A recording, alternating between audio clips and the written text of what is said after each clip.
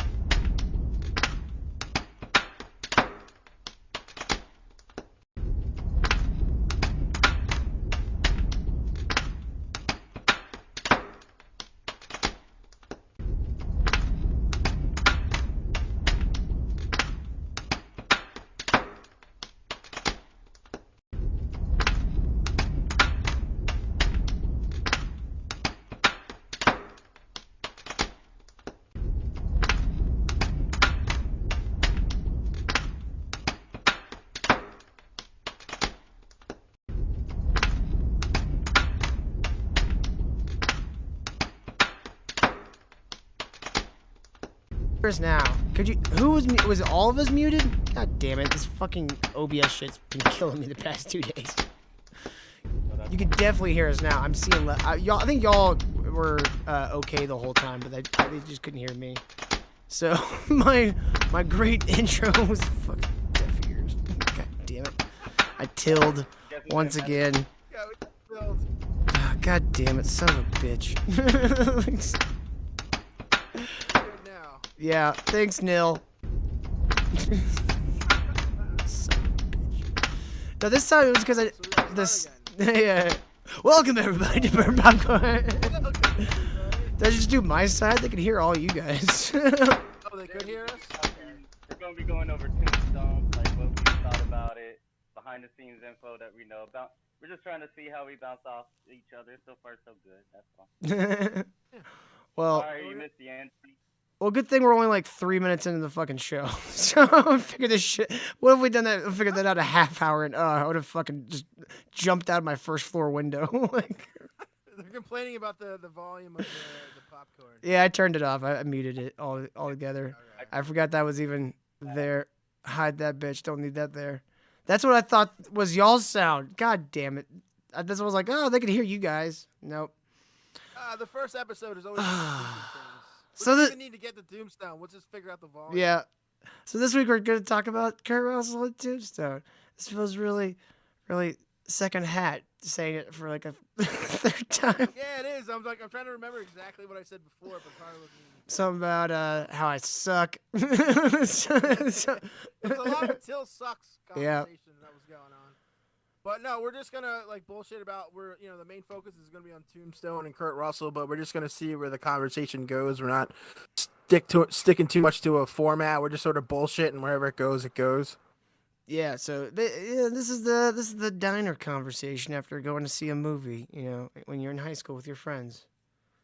Absolutely. Are we too low now? God, I pulled you guys up. I think they're screwing with us. I pulled you guys up. I am way sober to be in those diners right now.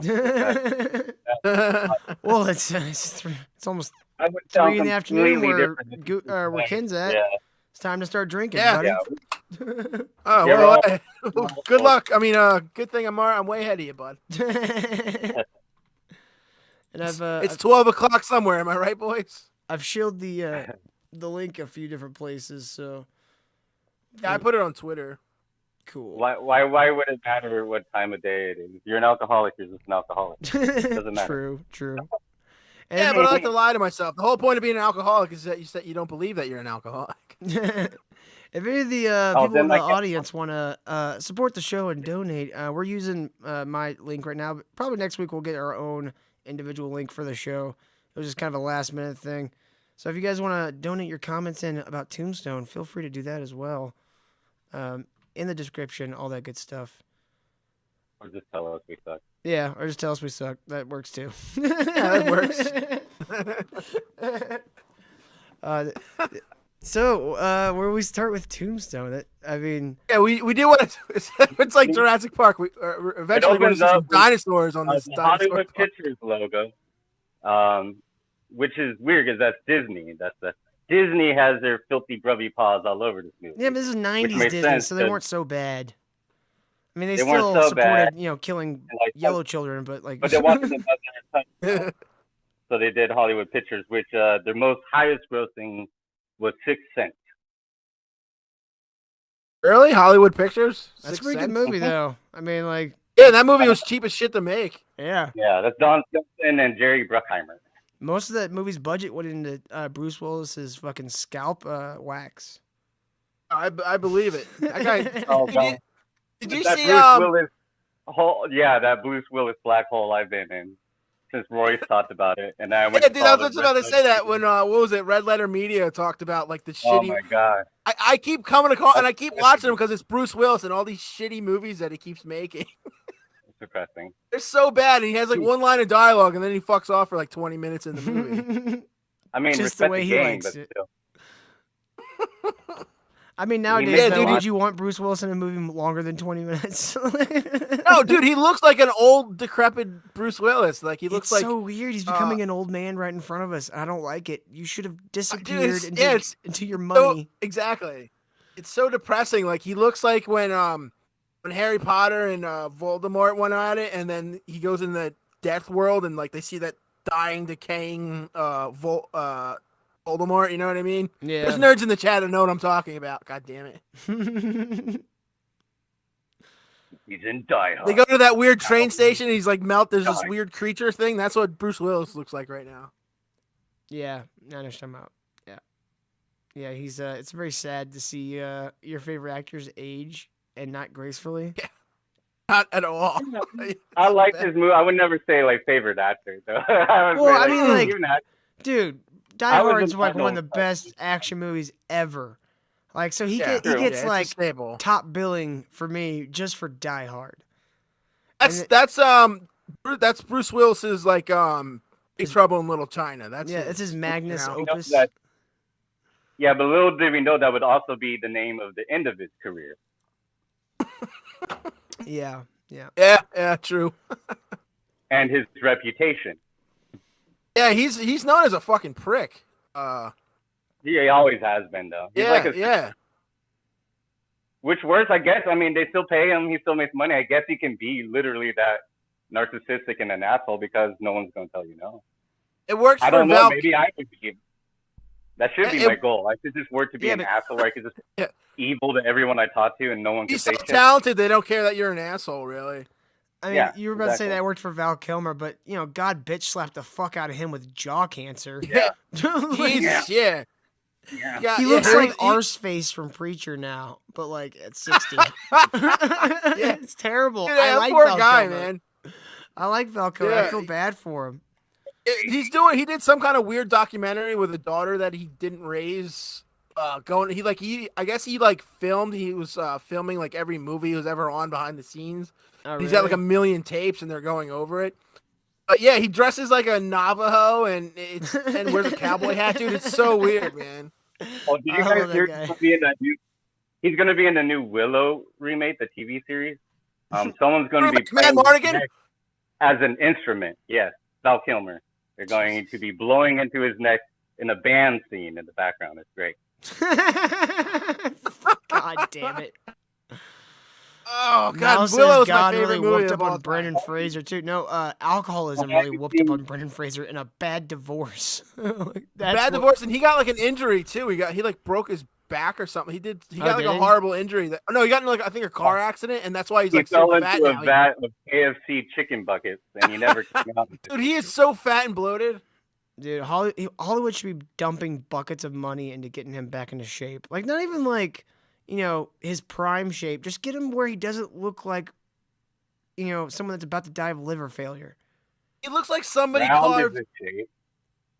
He looks like somebody carved Brendan Fraser out of butter. Yeah, and that's what it is. It's so bad. And it's then so hard he to. ate it. Yeah, and then he ate all the butter. It's terrible. Oh, it's so bad.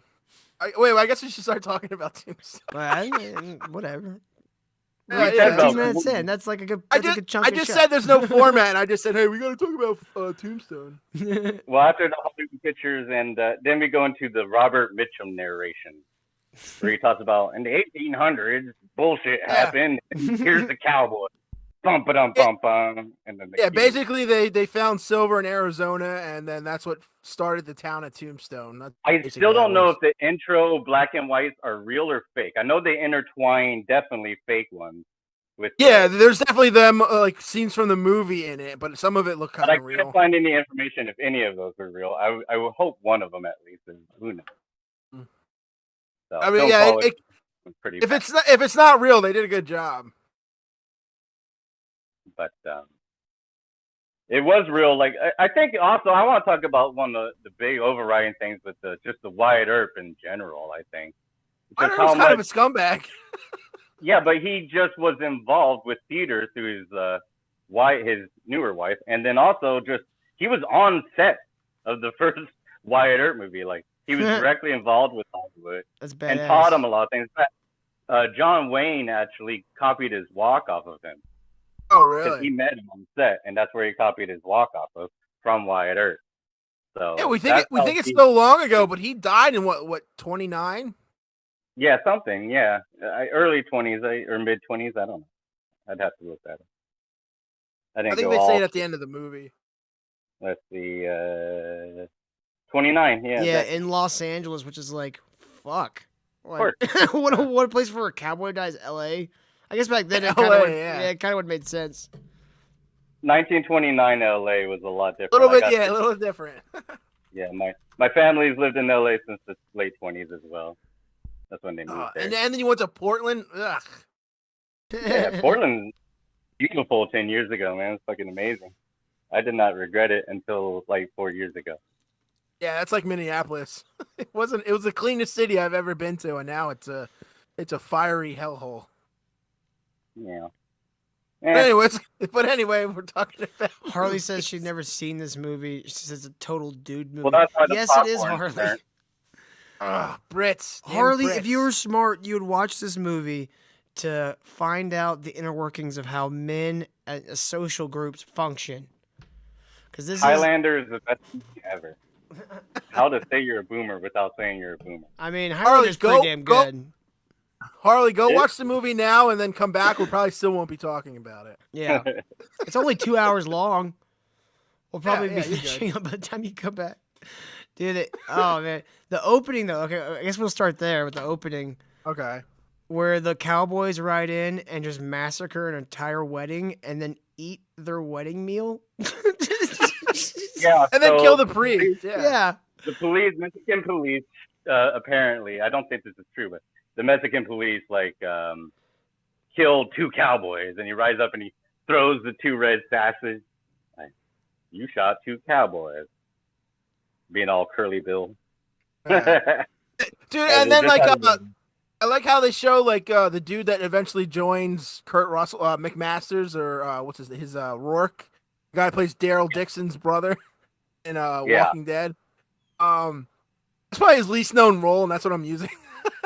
But I like how he just has no problem gunning those people down, and then he has a problem with them dragging the wife off into the church. Yeah, not his thing, obviously, but he's seen it enough as a cowboy. But I like the classic intro when it comes out the black and white. You see the cowboys riding up, but then you see the slow motion scenes where they got the guns coming. They're coming towards the town, and it's that classic. You see the villagers like they used to show them close their doors, behind them. That classic trope of the Western intro, and you see the scared villagers that they're coming, the pan in on their faces, and then here comes so they did a real good opening scene, I think, to really suck in the movie and let you know, hey man, this is a classical Western, but also going to be a Disney Western. Absolutely, I agree 100%. They did the classic scenes. It was definitely an homage to the old Sips. Yeah, but then they break it immediately and show you what direction it's going by shooting a priest, having a girl be raped. And, they lull you into thinking it's real quick. These guys are not to be playing around with. And bad dudes that they were, I don't think they were ever that bad, but they were bad. But we'll get into that a little later. But it's a jarring, here's the old Western, now here's the new. I think that's a good transition. At least I'm pretty sure that's what they tried to do. I never read it's definitely that transition would have happened back in the 70s with spaghetti westerns and shit, where they went a little more hard with the violence and stuff. But that's definitely a trope that's often seen in especially westerns, where you have this old school kind of Hollywood, good guy wears white hat, bad guy wears black hat type thing. Yeah. And then this movie though, because it's based on a true story, there's a lot more gray areas with these characters. And I feel like they have to show you that right off the bat there's that one guy in the gang who's not really into the whole rape thing, but he's cool with killing the fucking other dudes, just gunning them down outside. And the same thing with Doc Holliday later. The dude's a scumbag. He just stabs a guy. Stabs a guy. First thing he does when you meet him is he stabs a guy over a fucking him cheating, essentially. Yeah. How dare you catch me cheating, sir? Yeah. Do you know who that guy was that he stabbed? Mm-mm. Yeah. That was Frank Stallone. That was Rocky's brother. Oh, really? Oh, okay. Yeah. That's funny. I was looking through the title, I was doing research and stuff, and I just saw Frank Stallone come up. I was like, where the hell was Frank Stallone in this damn movie? But no, you're absolutely right. They did a pretty good job of kind of doing what they could in a Disney-esque movies, kind of blurring the lines between good and bad. Well, the good thing about these little subsidiary studios like this, Disney, especially in the 90s, the 80s and 90s, Disney would just kind of blindly give these motherfuckers money and just let them do whatever they wanted. They didn't have any of the shit they got today of Disney being no, you got to follow our social agenda and stick to our morals and shit like that. They would literally just buy these smaller companies and be look, you can do stuff that we can't do with our Disney banner, so go do it. Here's the money. And that's where you got cool. Touchstone. Yeah, that's actually pretty cool. That's where you got Touchstone and places different studios like that. All right, I cheated and looked it up, so we'll go. Okay, so sorry. So Sherman McMasters, right? That's the guy who Michael. Damn, I don't even know his name. Rourke. I don't even know his name when we just talked about it. But so his character, in real life, was part of the Texas Rangers until he actually met Brocious and then got involved. So as a army soldier guy, that rape probably was a little not kosher to him, but the killing people, no problem. Yeah, just guns people down. And actually, if you watch that scene, they take her into the church and then immediately shoot her and walk out. So I think they wanted to show that she was going to get raped, but they immediately shoot her. Unless they're raping a corpse, that didn't happen. It's still Disney. I mean, they didn't. William Dafoe was actually supposed to play Doc today, but they didn't want Last Temptation of Christ or whatever. Fuck them. Christ. So they're not going to show a racing happen. Can you imagine if William Dafoe had played Doc Holliday instead? Like, that would have been a creepy ass fucking performance. It would have done it so creepily. It's already a bizarre portrayal of a guy who was totally not even remotely like Val Kilmer's character in real life. I've seen his dental kit, actually. Like, I've been to Jackson Hole, Wyoming, and the Ripley's Believe It or Not there has, like, everything Wyatt Earp and Doc Holliday and shit. A lot of their old gear and. Should we just keep doing westerns for a little while? Let's just do like a western series for a little bit. Like maybe like the first. Yeah, I have no problem with that at all. Have you guys ever seen The Assassination of Jesse James by the coward Robert Ford? Yeah, that movie was. I have mixed feelings. It was kind of weird. That's a movie you watch once and you don't watch ever again. Dude, I've seen that movie probably 100 times. I fucking love that movie. It's a movie you watch 100 times and then you don't watch it ever again. Dude, it's definitely like one of those where it has like very anticlimactic ending. But exactly. That's what I meant. Yeah, especially like that middle part of the movie, right to where the assassination of Jesse James. That entire build-up is like fucking. I don't know. It's just like one of the best like build-ups in any movie. It's like it's kind of like There Will Be Blood. You know that movie like. For the first like 2 hours, that movie's kind of boring. Like there's a couple really good spots where they like the tension gets real fucking thick. But the best part of that whole movie is the end where he bludgeons the motherfucker to death with the goddamn bowling pin. And you're like, dude, that just made those 2 hours of nothing happening fucking completely worth it. Like, and they're like, man, this movie's about to get really good. And then roll credits. Yeah, and it's the end. What the hell? What the hell did I just watch? Yeah. I drink your milkshake. I drink her up. Yep.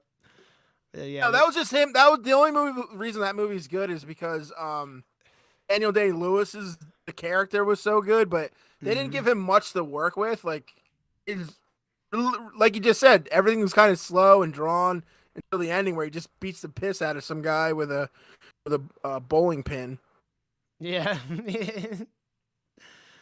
Drainage. Like that one little scene is just so fucking good. But they don't make movies like that hardly anymore. It's so like these like this movie in particular it's a bunch of guys who in that first scene when they meet up and like they do the Latin, I call it the Latin off, where him and Ringo, like that scene in particular is a really good example of kind of how men function in society. It's like a lot of it's about respect, not necessarily dominance, more of like, I respect the fact that you could fucking kill me at any moment, and you respect the fact that I could kill you at any moment, which is a very extreme version of that. But like, it's like they kind of gain each other's respect by Doc diffusing the situation by returning his gun flipping thing with the cup and just making everyone laugh. He just diffuses the whole situation, and he kind of gets Ringo to like him a little bit there. Absolutely. I like that. They were talking shit to each other, actually, because he says, wine is like the source of life. I had quo vitae, or like water is like wine is the essence of life, showing that he knows Latin. And then Johnny Ringo, who definitely did not know Latin in real life and definitely wasn't an educated man like that, quotes like Horace, I think, and then they go back and forth like, the Jew, not I, like pretty much I'm not a devout anybody. And they retort on actually like a Horace quote. And then they do the back and forth. But yeah, it's a mental duel. Yeah. And then feeling outdone and outwitted, because a lot of people would just say quotes from Latin. Yeah. But Ringo shows he's educated by responding with another word. Like, so he knows more than just quotes, like, so he's educated. They were sniffing each other's butts, essentially. Like, we really are kind of like dogs in the end. Like, we sniff each other's butts a little bit, but we do it through, like, fucking with each other a little bit, Absolutely. And at the time, it was like two men, like, even if they had doubts whether they could actually beat this guy, like, they would go through it just to see if they could. Yeah. You know what I mean? Like death was always on the table, and let's be honest. And back in that day, like you could die from a scratch on your hand. So like, yeah. And fucking the whole point, or why Doc became this killer alcoholic gambler, was because he got tuberculosis, and he just lived every day like his life was over. That's why he became this killer fucking drunk.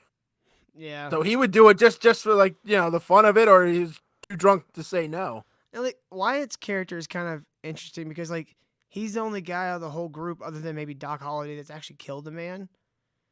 And he has like this real like, I didn't like it. I really didn't like it. He's like, so please, can we just avoid having to murder these motherfuckers over a dick he's trying to measuring contest? trying to get Morgan not to do it. Yeah. Yeah, I looked at Doc goes in vino veritas, and wine there is truth. And then Ringo goes age quod agi, which is do what you do, or watch what you do. And then so like Doc goes crede judes de non negro. I do a lot of Italian, sorry. And then he says, so tell it to someone else, not I. But he's also like, it's referring to let the Jew Apella believe it, not I, which is from Horace. It's a play. Yeah. So and I know classical education too, like historical education. So, and somebody should reenact that stream, but with like very common Latin phrases. Like somebody he like Val Kilmer goes, tempus fugit, and then Ringo just returns with carpe diem. It's like very simple, very shit people have already heard, and just like dumb it down to like 100 or 50. Well, then Ringo says, Juventus Stultorum Magister, which is youth is the teacher of fools. And then Doc says, in pace requiescat, which everybody who plays Assassin's Creed knows what that means. Which is, rest in peace, motherfucker. Yeah. So now, and then he says, in wine there is truth again. So, but in English, so yeah. Yeah, no, they're talking shit. It's not just. I wouldn't say it's a de-escalation. I think it's an escalation. Well, at that point, it was escalating. That's why he pulls his gun. Yeah. And he sees that like Doc's not like Doc doesn't flinch at or bow or anyway, and so that's when he starts trying to play it off like not necessarily that it's a joke, but that like he's like oh, I'm not necessarily threatening you. I'm just showing you my skill. And so he starts flipping the gun around. And then Doc Holliday's like, he responds with, I'm not taking this shit seriously at all, so here's my cup. And then that's what de-escalates everything. I wonder if they purposely didn't translate it just so you feel like how everybody else in the room feels like, what the hell are they talking about? Yeah, exactly. Yeah. And so you get your own opinion of it. But I think part of it, too, is that what they were saying didn't matter as much as like the body language of what was actually with them talking or whatever. Showing each other out, and that's what even the words, like even what they're saying to each other, like they're figuring out each other's backgrounds, their education in just a few sentences. And that's how people used to be like with classical education back in the day too. You could spot one of your own like that. Yeah. Say a little quote. Oh, so and so. Yeah, it was a way to show standing. Especially in the like the West, where your standing doesn't mean shit. Well, yeah, because what was Doc Holliday was like came from like wealth and like he was a Southern dandy, literally. Yeah, he moved because of his tuberculosis. Yeah, he was a they call him Doc because he was a dentist. Yep, I've seen his dental kit. Vicious looking, man. Terrifying. Yeah, I bet. That was some old school dentistry. It was probably all drills and fucking Novocaine for the dentist doing it because he just felt so bad. I'd rather shares his Novocaine with you. One for you, one for me. Dude, no wonder they would be on that shit. Like, imagine like having to drill on people every day, like in the old West. Like, oh God, fucking knives. It's probably right up there with being like in World War I, or no, not even. I'm not World War I, but the Revolutionary War, where you got to saw people's fucking legs off and just watch them. No Novocaine, no nothing to knock them out, and hopefully they don't wake up as you're Dude, I don't know if you guys sawing their leg off. I haven't seen this movie in years, so it may not hold up now, but dude, we might have to watch The Patriot at some point. Maybe that'd like be a good film. Oh, so good. Love that. Dude, Melly Gibbs. Oh, that boy Melly Gibbs was good in that movie, man. So good. Saint Mel, how do you know? Had Malfoy as the main bad guy. It's awesome. Any movies the chat wants to recommend for us to talk about in future episodes? Feel free to drop that in the chat or anywhere. We're always looking for new ideas. Do we haven't even decided what our next one's gonna be? I was thinking, well, if you want to stick with the Western thing, we can go. I don't even know if we decided this one. I kind of wanted to do the Kurt Russell thing because I was already talking about Kurt Russell. I And, mean, like, I was already working on a project. I'm down with doing that too. Yeah, but I like this freeform thing because we're just sort of going in tangents and shit like that, and I kind of like where it's going, you know. Yeah. Fucking hobo birdcage. The birdcage. Fuck you, hobo. I took a day to that in high school. I didn't know it was going to be what it was. How did you not know? I just went to the movies all the time. I had a free ticket. I was like, I think a girl would probably want to see this. And fucking was like, oh shit, it did not go well. I did the same thing with Oh, I'm sorry. I was gonna say Spear suggested Shane. That fucking movie. Yeah, the whole show will be about how who talked about that where it was a fucking Samuel L. Jackson movie where they go over how like, oh, Shane is my favorite Western. Oh, I thought you picked a upbeat movie, but all right. He's like, what are you talking about? He rides off into the distance. No, he's dead. He doesn't wave back because he's dead. It ends in a very sad note. Yeah. What, man? What the hell are you talking about? I just remember in film school, there was a kid in our class named Shane, and one of my friends would just have the clip from the movie. That I tried to date. What? Go ahead. Sorry. I was gonna say one of my friends had the clip of the guy yelling Shane, and like he would just play it randomly in the middle of class from across the classroom, just to embarrass this guy. And he'd be like, "Who's playing that?" It was real dumb. That's funny. What were we saying, Guru? Oh, I was just commenting on against someone who said ghost. Oh, ghost. All the girls. Dude, the movies are coming up with. I'm hating these. Schindler's List. Fried Green Tomatoes. Why would you ask the chat, you gluttons for punishment? Yeah, we just. Care Bears movie. Hey, they're just there for ideas. We gotta do shit we don't want to. We can't even do this one. Show. Good. The Departed, though, is not a bad one. Dude, I love The Departed. That's not bad. I'll take that. That's a good one. I love that movie. So you see no evils even out there. He's throwing out good ones. Schindler's List. You all would be ashamed of yourselves. Schindler's Piss. Wrong show, hobo. Save that one for the porn. That's a Roots show. I'll watch Schindler's List if somebody can dub it over with a lightsaber every time that Liam Neeson's talking. He just has a lightsaber in his hand have Ralph Fiennes turn into Voldemort. I think there was a fucking CGI company that has like a YouTube channel that did that recently. Really? Went into all Ralph Fiennes movies and like took clips of them and like turned them into Voldemort in all his movies.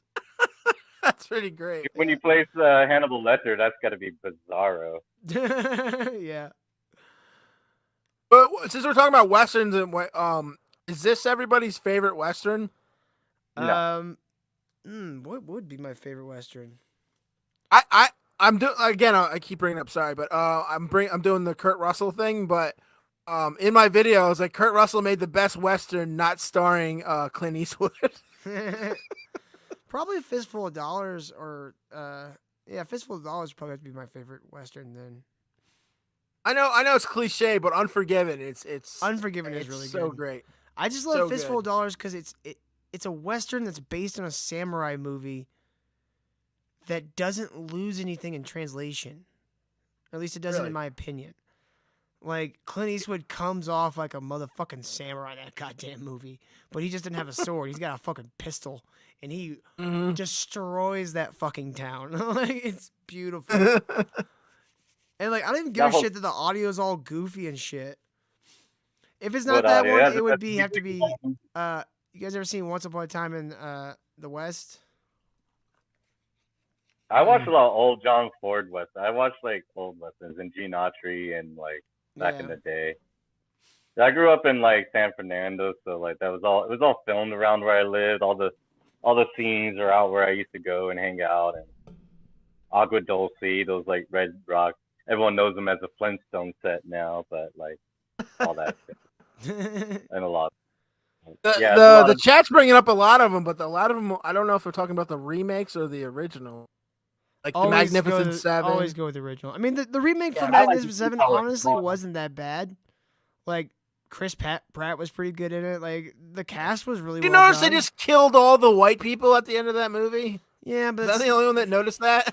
That's one thing they don't ever bring up in, like, oh, all these white people being the heroes and shit. Like, who do you think 90% of the people that die in these movies are? They're all white. Yeah, exactly. Like, you know what they call a hero? Someone who's really good at getting other people killed. Like, and somehow making it away. Yeah. Mild injuries. It's like and they usually walk away with a brown girl anyway. Yeah. Bring it back to Tombstone. That was one of the things that I really liked about the Wyatt Earp character was that he really like struggled with that. Like, don't be a hero because a hero is someone who gets other people killed. And then like when he finally stood up, his brother talked him into it. Fucking Morgan died. Like, people just started dying all around. His brother got shot. His arm. Yeah, like, shit just started going side, and he just started seeing this spiral going back to when he killed that last guy, and he just fucking was like, nope. And I think that's one of the things that made him, like, stand up so hard towards the end was, like, he's like, I'm not letting this go any further. I'm wiping these motherfuckers out. Dude, he went fucking scorched earth on that motherfucker. I love this movie, but I watched for preparation for this. I watched a bunch of like History versus Tombstone or whatever. Yeah, they literally only killed 4 people. Oh, really? That was it. Yeah, that was like they said that montage. It's an awesome montage. Yep. Especially when the guy's like trying to smoke like a crack pipe and it's his gun and he just shoots him. Yep. They literally only killed like 4 people. Yeah. The OK Corral. They did go after the OK Corral. After the OK Corral, they only killed like 4 people. Yeah, it was not well, and the real Johnny Ringo blew his fucking brains out with really? Yeah. There's some mystery about that. Like, oh shit, we got a dono, guys. Oh shit. Hobo Chili just dropped $3. That's one for each of us. Says Roots Calhoun just texted me. He asked if you guys could review The Bodyguard. Wait, hold on. What, Roots? Okay, I'll tell him. He also wants to say Doc Til is Frank Farmer. He hopes you can carry him off stage. Thank you, Dr. Frank. No, thank you, Hobo Chili, for that donation. We appreciate you. Thank you. And your ongoing war with Hobo is amazing, by the way. Never stop. Yeah, Hobo and Roots, 2 lovebirds made for each other. I would say 2 ships passing in the night, but they're going head on each night. One's a Titanic, one's an iceberg, and they're both hard. Yeah, they trade places both every night. Yeah, I think Hobo might be the iceberg though, because Roots can't shit back with his donut. See where he got his PayPal nuked. Yeah, he gets too drunk or whatever. It's like, Hobo's getting stupid. Thank you. Hobo says 2 penises smashing together. Hobo, that's got nothing to do with Tombstone. Yeah, you're distracting us. It's very funny. We go down a whole other rabbit hole with that whole thing, but no, we're talking about Tombstone. Thank you, Hobo. Yeah, Hobo. Dick. We love you, Hobo. But back to Tombstone. Yeah, let's see. We were talking about, where were we at in the movie? We were at just the narration, getting to that like opening scene. where they kill. Oh, we everybody. went to the bar scene. We got to the where well, then Ringo. After that is when they come up, when he comes on the train, right? And that guy whips his horse. He whips Wyatt's horse. This is the first time you see Wyatt come on screen, and he just fucking whips the guy with the, and he goes, "That hurt, doesn't it?" That's our first introduction to like Kurt Russell and who Wyatt Earp is as a man. Like, right off the bat, steps off the train, someone whips his horse, and he's already 5 seconds in the town. He's with the motherfucker in the face with a horse rein. Dude, the in like 10 minutes, he whips a horse guy, takes the horse, goes into town, meets the town sheriff Behan. He gives him like 3 cottages for free. Goes into a bar, smacks Billy Bob Thornton, gets 25% of a bar, and then they meet Val Kilmer. He stops him from getting shot in the back, and then they witness a gunfight right across the street within like 5-10 minutes. Yeah. Let's go back to that Billy Bob thing, because we also meet his wife at the time. Now, what's weird about the wife is for years, until the 50s, nobody really knew about her. It was these 2 researchers, they uncovered a coroner's report that said like Mattie Earp, and they found out Celia Ann Blaylock, who used to be a prostitute actually when they met. They were married for 6 years. She did get headaches, and she did become addicted to opiates. I honestly thought that was one of the parts of the story that they added on. Really? But they uncovered a coroner's report and a deathbed conversation where she literally said, "Wyatt Earp ruined my life." I believe it. Dude, I forgot. We've been talking about this for a while. The thing I forgot to bring up is like how we're not comparing this to like a movie that came out like almost around the same time. The Kevin Costner movie, Wyatt Earp. Yeah. I've actually never seen that one. Dude, it's long and I think it's more accurate, but it kind of sucks. The OK Corral story is boring as fuck, like on its own. Even like, I mean, like of all the Western draws, I mean, there's a lot more crazy stuff that happened in the Old West, and that train robberies, ambushes. Like, even Curly Bill, like he did an ambush. One of the things he was known for, where they ambushed 6 vaqueros like on this canyon, and it was called the Skeleton Canyon Massacre. Yeah. And they sold it to Newman Clanton, the father of the 2 other people that were with them in the OK Corral. Clanton and I think Billy Clanton or whatever the hell his name is. And their father was retaliated on by Mexicans, and him and some buddies were killed in an ambush right back. So.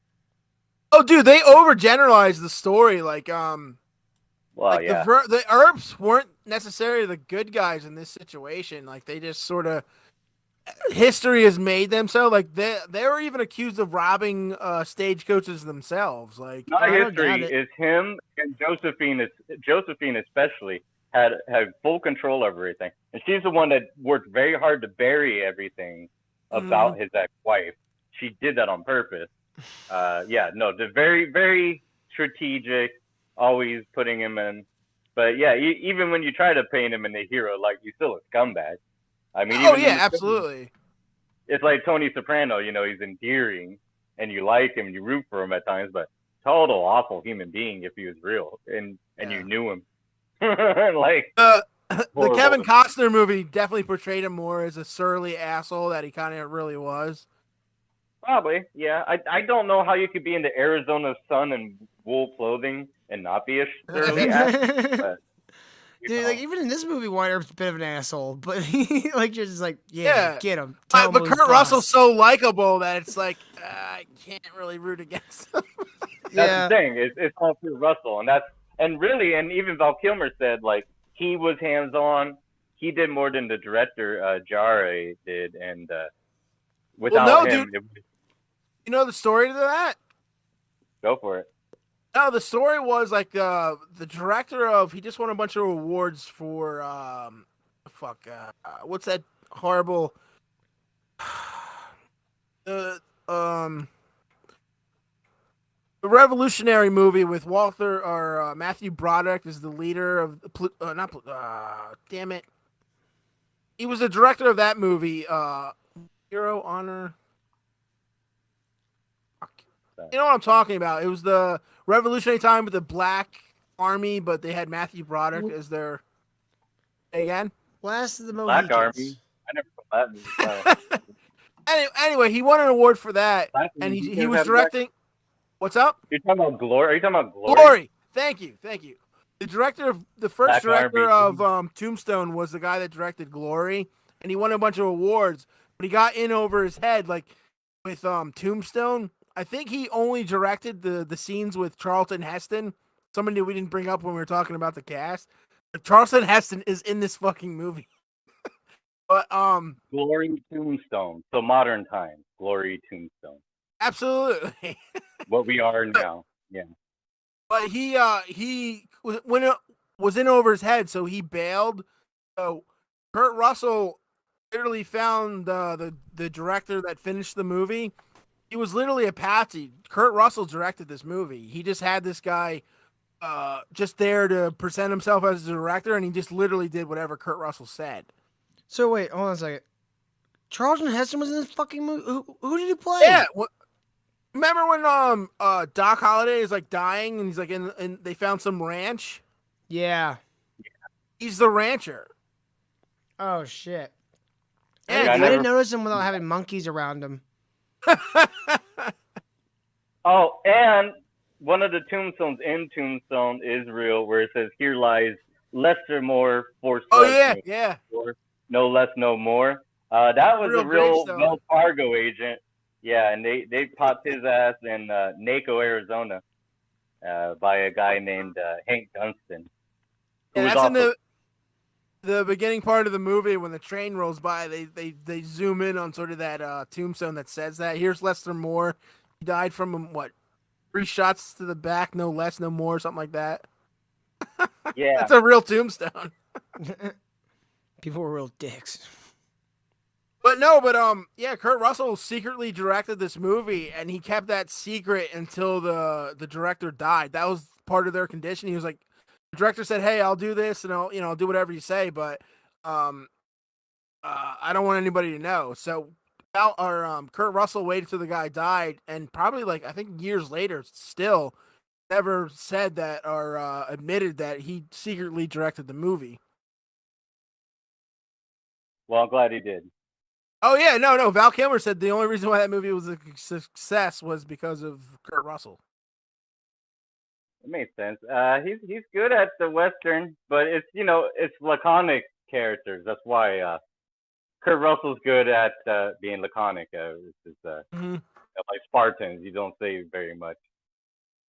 And, but yeah, but go ahead. Go ahead, sorry. Oh no. I wanted to say, what the weird thing was with the Billy Bob scene. The 7 months before Sling Blade, French fried taters, and so he's all ready. But all of that was added. Oh, really? It seems like there's a lot of written dialogue but he just said make fun of him, Wyatt Earp, and he did. Oh shit! I didn't know that. I was wondering, dude, how many people watched that movie and didn't know that was Billy Bob Thornton? I noticed it at the end of the scene. I was like, "Oh shit, is that Billy Bob?" I know. Yeah, you have to rewatch it. Well, he's such a good character in it, and I don't know. Has anyone seen anything from him lately? I don't know. Not really. No. I don't know. I think he's just counting his millions at this point. I hope so. But yeah, he's in it so shortly, and it's like. He's fat Billy Bob Thornton. Now he's all weird and all skinny and kind of looks all plasticky. But when he's in there, yeah, he actually looks like somebody that would slap around somebody. I was like, all right. I was like, I didn't realize it was him because his body is kind of fat, but he looked kind of intimidating for the first time I've ever seen him, other than Sling Blade when he cut somebody's head off with a fucking half a lawnmower tiller. But call it Tizer Blade and don't call it a steam blade. Yeah, he's like Charlton Heston. They sneak all these people in there, like Frank Stallone, and I don't know. I think people were just trying to get into this movie because they knew it was going to be big. Well, they did a lot of Western call-outs, like having Robert Mitchum. He's dozens and dozens of Westerns. Narrated, and just everyone involved. Charlton Heston. It was really like a throwback And plus, you know, like cameos help sell your movie, and Disney can call in some fucking favors. What a perfect narrator too, man. That Robert Mitchum guy. Yeah. Jesus. But like they had the funding, like they had the backing of hungry Disney that wanted to make Touchstone Pictures, like Part 2. Got easily a lot of cast that you probably wouldn't get for other studios. Yeah. Which does help the movie. Everyone's a good actor. Everyone's memorable, except for Michael Rourke. Michael Rooker. Yeah, Rooker. Yeah, that was. Yeah, when they fucking dragged his body back at the end, I was like, "Oh shit, that's Rooker." Oh god damn. Brother for so long, I don't know. It's impossible for my brain to remember it now. He's just Daryl's brother. Literally Daryl's brother. Yeah. That's a whole nother conversation. Walking Dead was such a goddamn disappointment on every level. I'm only watching it now just because it's like I've put this much investment into it. I have to finish it. I ended right after Negan should have died. Okay, yeah, that's probably the best point. A lot of people jumped off when they got that tiger. Yeah, I was like, I know it's in the I know it's in the comics, but fuck you, it's fucking retarded. Yeah, Speaking of the Negan of Tombstone, Curly Bill. I was reading up and they said he liked to do real pranks. Now we've all seen that movie where like I don't remember the actual western where it's like dance, motherfucker. He shoots the gun and makes the person dance. You're talking about Back to the Future too. Back to the Future. I know they did it in Goodfellas too, but I think he got that off of western. But I don't remember the western. But that is a real thing. Curly Bob liked to play pranks, and he was at a church service, and he didn't do this in real life. This is real life. He did the dance, shoot at them, and make them dance, and he made everyone in the congregation take off their clothes and dance. That's a real fucking thing he did. So Curly Bill was not just some like normal run-the-mill gangster. He was a psychopath. And that scene where he shoots Fred White, I know that's jumping around, but that's what we've been doing the whole time, man. You're all good. He's on opiates and he's freaking out. The real story was that all his friends were outside shooting in the air, being drunk. Fred White tries to disarm him. He grabs the barrel of the gun, and it goes off, and he gets shot. And Curly Bill legitimately was like, "Whoa, whoa, whoa!" But and it's not just a rumor because the sheriff lived for a couple days, and he's the one that was like, "No, it fucking was my fault. I got shot," and he died from it. Got shot in the fucking groin, by the way, gentlemen. Oh, not the chest. I was psyched to get shot in the dick. He was exonerated, and he considered him a friend. And even long after, he was cleared of the crime, which he was. He was in jail for a couple months waiting for it, but he was exonerated, and he felt bad. He actually considered him a friend. So, yeah. But they show him as hell of a way to go. Hell of a way to go. Yeah, they show Curly as a wild opiate addict at that point. And crazy as he was, that's one of the times he wasn't crazy. But they should have showed instead of just killing the priest, they should have had him dance. Just do the scene from his real life. That would have been fucking cool. Hilarious. Well, that scene at the lake, that really happened. That whole thing where they met in the middle of a fucking creek or whatever. That really happened. Like, come on, the Jesus walk scene where like he's just impenetrable. Yeah, no. And that's what he really said, and that's what he really did. Yeah, he blasted him with a fucking he yelled shotgun. No, and he walked, and he thought he was crazy. The entire world thought he was crazy. Every single one was with him, but he literally no, and he just shot the fuck out of it. Yeah, the one dude that he shot next, like of all the died things like he a day thought was later. fantasy, of all the scenes in that movie he thought would be fake, that's no. like I know. Yeah, no, the guy that the second guy that he shot, it was in the movie that he died, but he died like a couple days later. He made it to a farmhouse, and he confirmed that that whole story. Yeah. Yeah, well, it was so everyone witnessed that one because it was dumbfounding, but. Yeah, and then wasn't there like the story is like he had literal holes in his jacket. Yeah. Dusters. Yeah, he was like literally in the middle. He went in the middle of this fucking ravine or whatever it was, and then he just. They wore so many clothes back then. I'm surprised bullets even penetrated them. I don't even know how any. True too. Bullets should have stopped halfway through your like ace jacket you're wearing on a 118-degree day. I don't know why that was popular, but you didn't think of the smell, you bitch. Wool. That's wool. That's not cotton. Wool. Yeah, that's a tough one. That's what Val Kilmer was saying. Like, they did authentic clothing, and so he's like, he said, I know why Doc Holliday just started shooting people. Dude, do you know most of those extras were like volunteers that had their own like they had their own old saddles. They were all history. Dude, there's so many of those people, bro. There's so many like LARPer, like, oh my god, reenactors. Yeah, they showed up in droves. Like they all lived in tents through the shooting of the movie. Like a lot of those people walking around, they had their own clothes. They knew how to ride horses. They knew the history of everything. Like he said, they made the job so much easier. These people in the background were like fucking historians.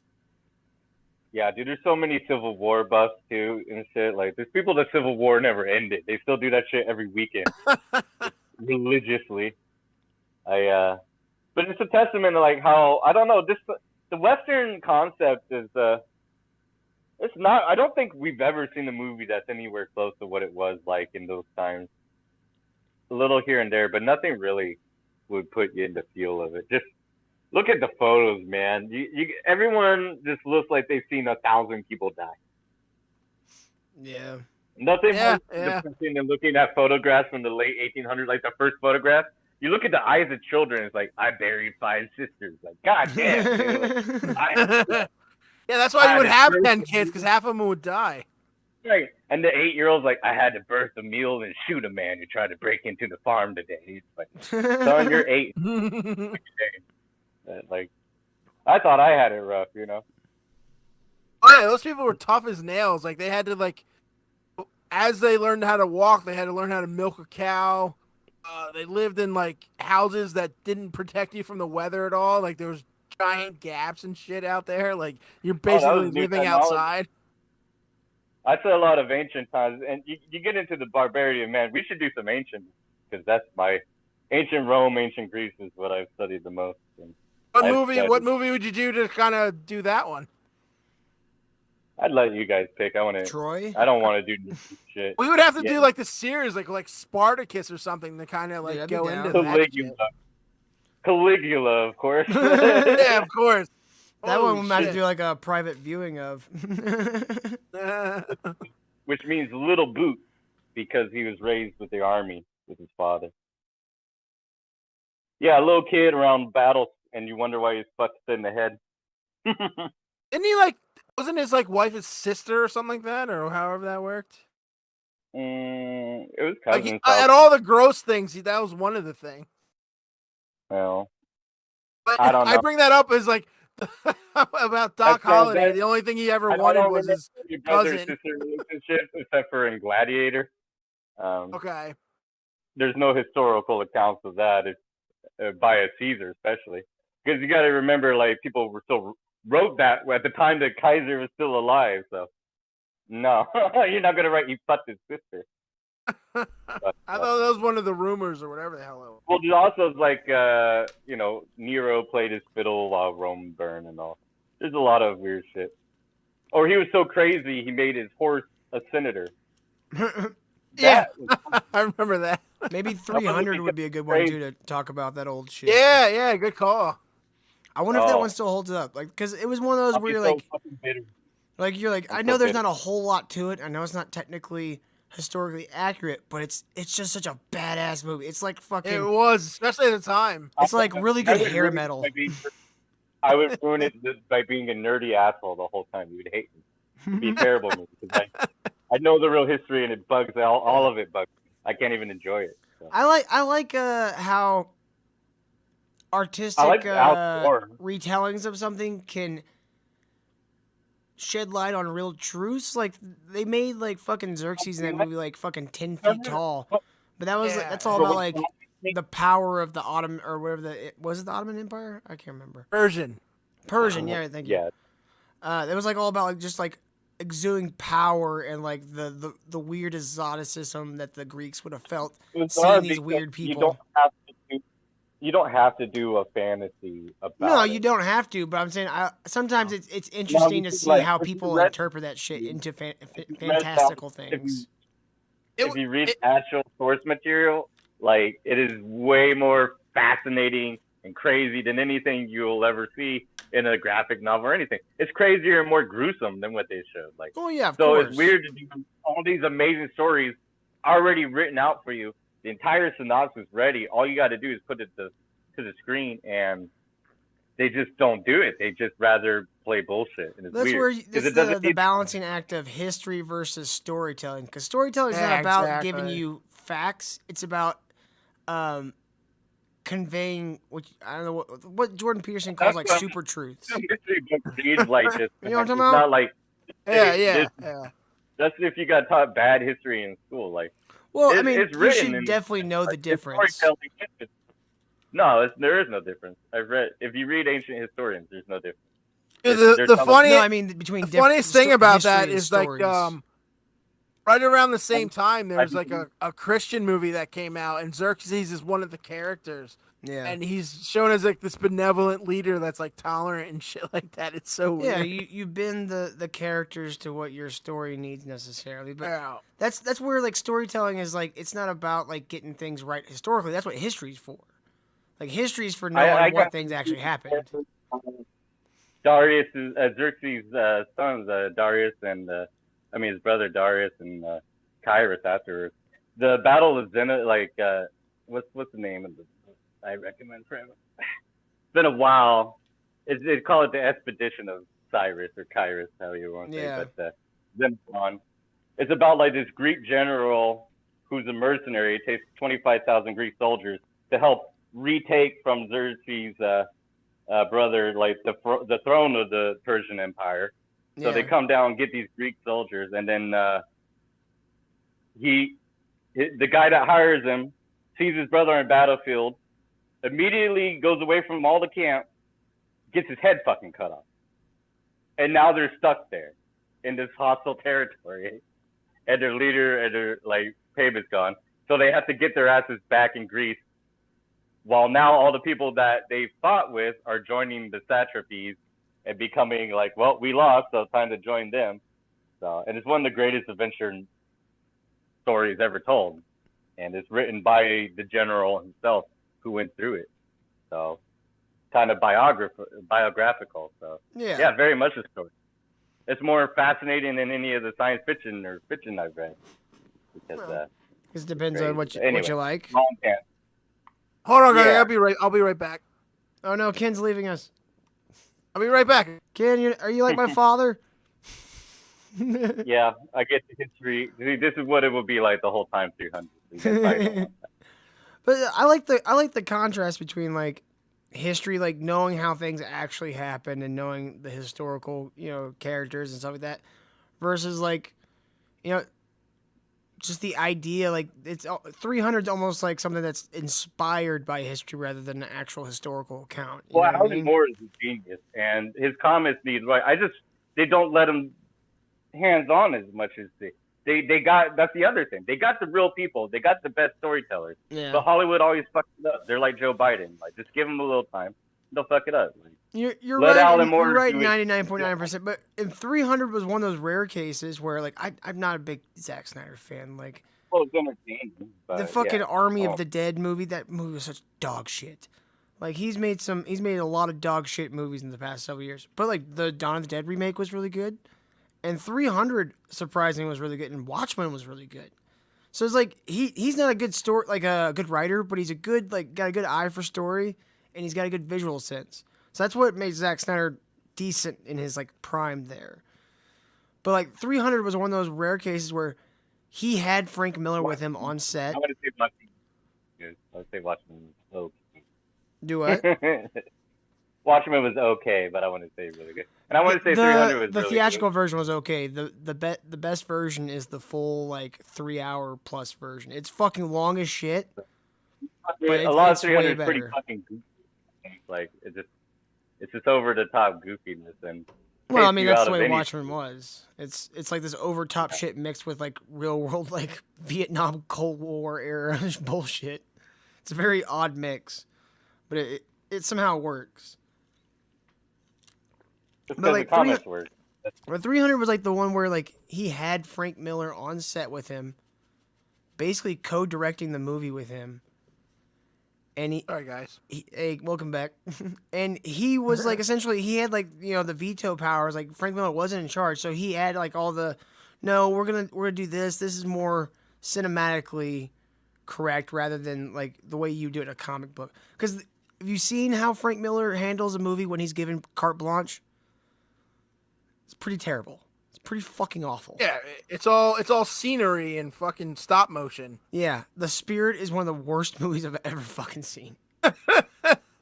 Who did Sin City? Was that also him? That was Robert Rodriguez. Robert Rodriguez also had Frank Miller on set with him. Sin City, like some of the acting's a little hokey, but it's very in line with the comic, so it still kind of works. And like it's so visually it sticks striking. to the source material. Yeah, but 300 is one of those where it's like we're gonna bring your very arty cinematic story, and we're gonna bring it, and we're gonna add the cinematic language to it. Get rid of your kind of comic book language because that doesn't really translate well. So like that was one of the few times, I think 300 is one of the few times where the comic book to movie translation's pretty well done. Like they still fuck with some stuff, but like yeah, they did it on steroids. Yeah, other than maybe like V for Vendetta, which they still messed with the plot a lot for that movie. That's still probably like maybe the best comic book adaptation I've ever seen was V for Vendetta. They in the comics, the Bailey's what gets blown up at the end, and Parliament gets blown up at the beginning. So it's like they just swap them. I thought Street Fighter was the best adaptation, but dude, one of my fucking college professors worked on Street Fighter, and then I had another one that worked on the Mario Brothers movie. Oh, really? Yeah, he was like, they were like what they call grips, which means they set up lights. Mm-hmm. If they're grips on that set, all they did was jerk off into a fucking tissue instead of doing their job. Those are horrible. Well, back then, you would go to what they called the grip truck, which was the big truck you had all the lights stored in, and they would take a map of the United States and lay it on the bench and ask you where you're from. This is if you're new. And you point to it, and they would draw a line from wherever you're from to L.A. out of cocaine and tell you to snort that. I heard everybody on that movie was like, I would have had the smallest bump. I would have been so mad. Yeah, you'd been like, I just get like a little key bump. Oh, what the fuck? Just give me your bag. I would have been going from fucking Texas. Like, I would have been like, my face hurts. It's numb. And it's so numb. You guys want to build stuff? Let's put up some lights. Dude, the Asian chick, Asian May or whatever the hell her name, looks exactly the same, and she's almost 60. Oh, you talking about Ming Na? Yes, bless you. But I'm talking about the Asian chick from Street Fighter. Yeah, Ming Na Wen. Bless you. Yeah, the Asian chick from... She was in Agents of S.H.I.E.L.D. Now she's in Mandalorian. Yeah. It looks exactly the same. I think she's like pushing 60. Yeah, with the spray paint brush on her, like all of her like wrinkles and scars and shit. She's gonna age overnight. We're gonna be like, what the fuck happened? Yeah. She's looks aged. You can tell in Boba Fett, she's aged, man. Like yeah. But compared to some of the like, that's why the chicks set in looks Hollywood, so bad. Gotta make her look young now. Compared to like some of the chicks you see, like not too bad for like pushing 60, and she almost had like I'm sure it was touched up, but they had a picture of what she looks like now and what she looked like then. I was like, it's pretty damn close. Don't kill my fantasy, Guru. God damn it. Oh, why? I love that shit. Yeah. Yeah, she's milfy. I'm down. 58, huh? She got money. She's more like oracle-y.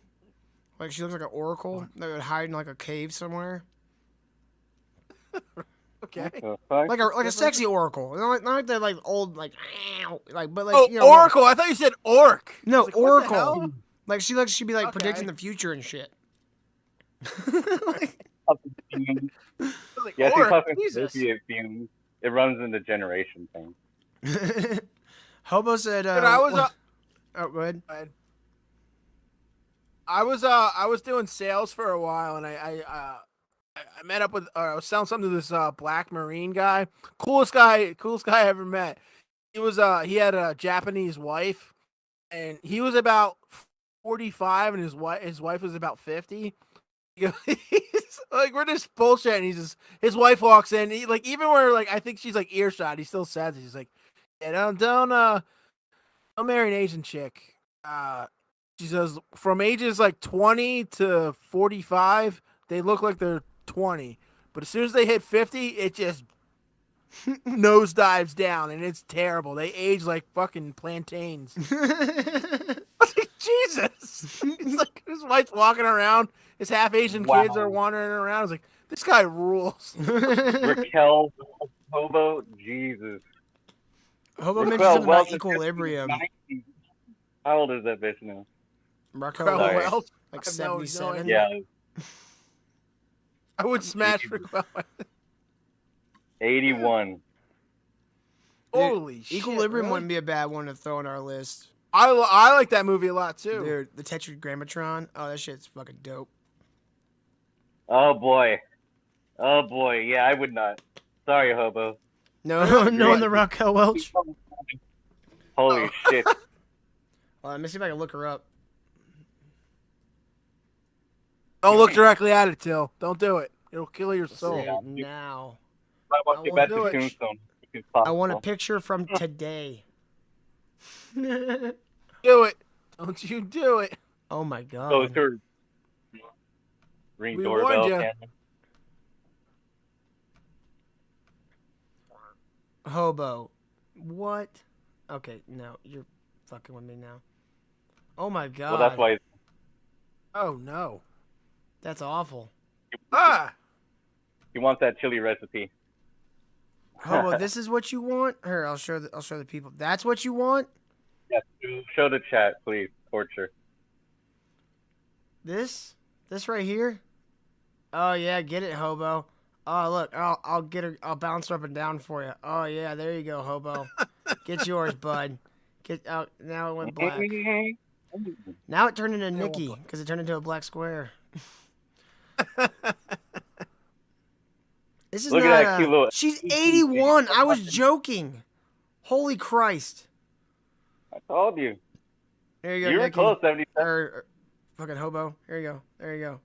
For your spank man. bank. Oh yeah. Oh look. It's like if you put makeup on chili. Oh, you're so tasty. Oh, put your hobo chili in my mouth. Oh. Okay. Just turned into Asian May. Enough of that. All right. California condor with airbrush. That's so bad. He's just a slightly more unattractive Joy Bear. Not wrong. You're not wrong, Hobo. Dude, so like, what was there's such a weird thing. Like, I get like Wyatt Earp really did this in real life, but it was such a weird thing. Them trying to endear us to this bitch that's wrecking his house, like, wrecking his home. Which one? What are you talking about? The actress chick that he like leaves his wife for. Oh yeah, who's not as hot as his wife. By the way, I thought she was pretty hot. Just look at the real people. Ugh. Ugh. The 1800s were rough, dude. I get that, but everybody in that movie was like a very more attractive person than what they were playing, and I was like, this is the guy he lets his drug addict wife for? Like, Sam Elliott's the one that had the hot wife, though. Sam Elliott's wife was a fucking dime piece. No, I think you mean Bill Paxton. Yeah. Was it Bill Paxton's?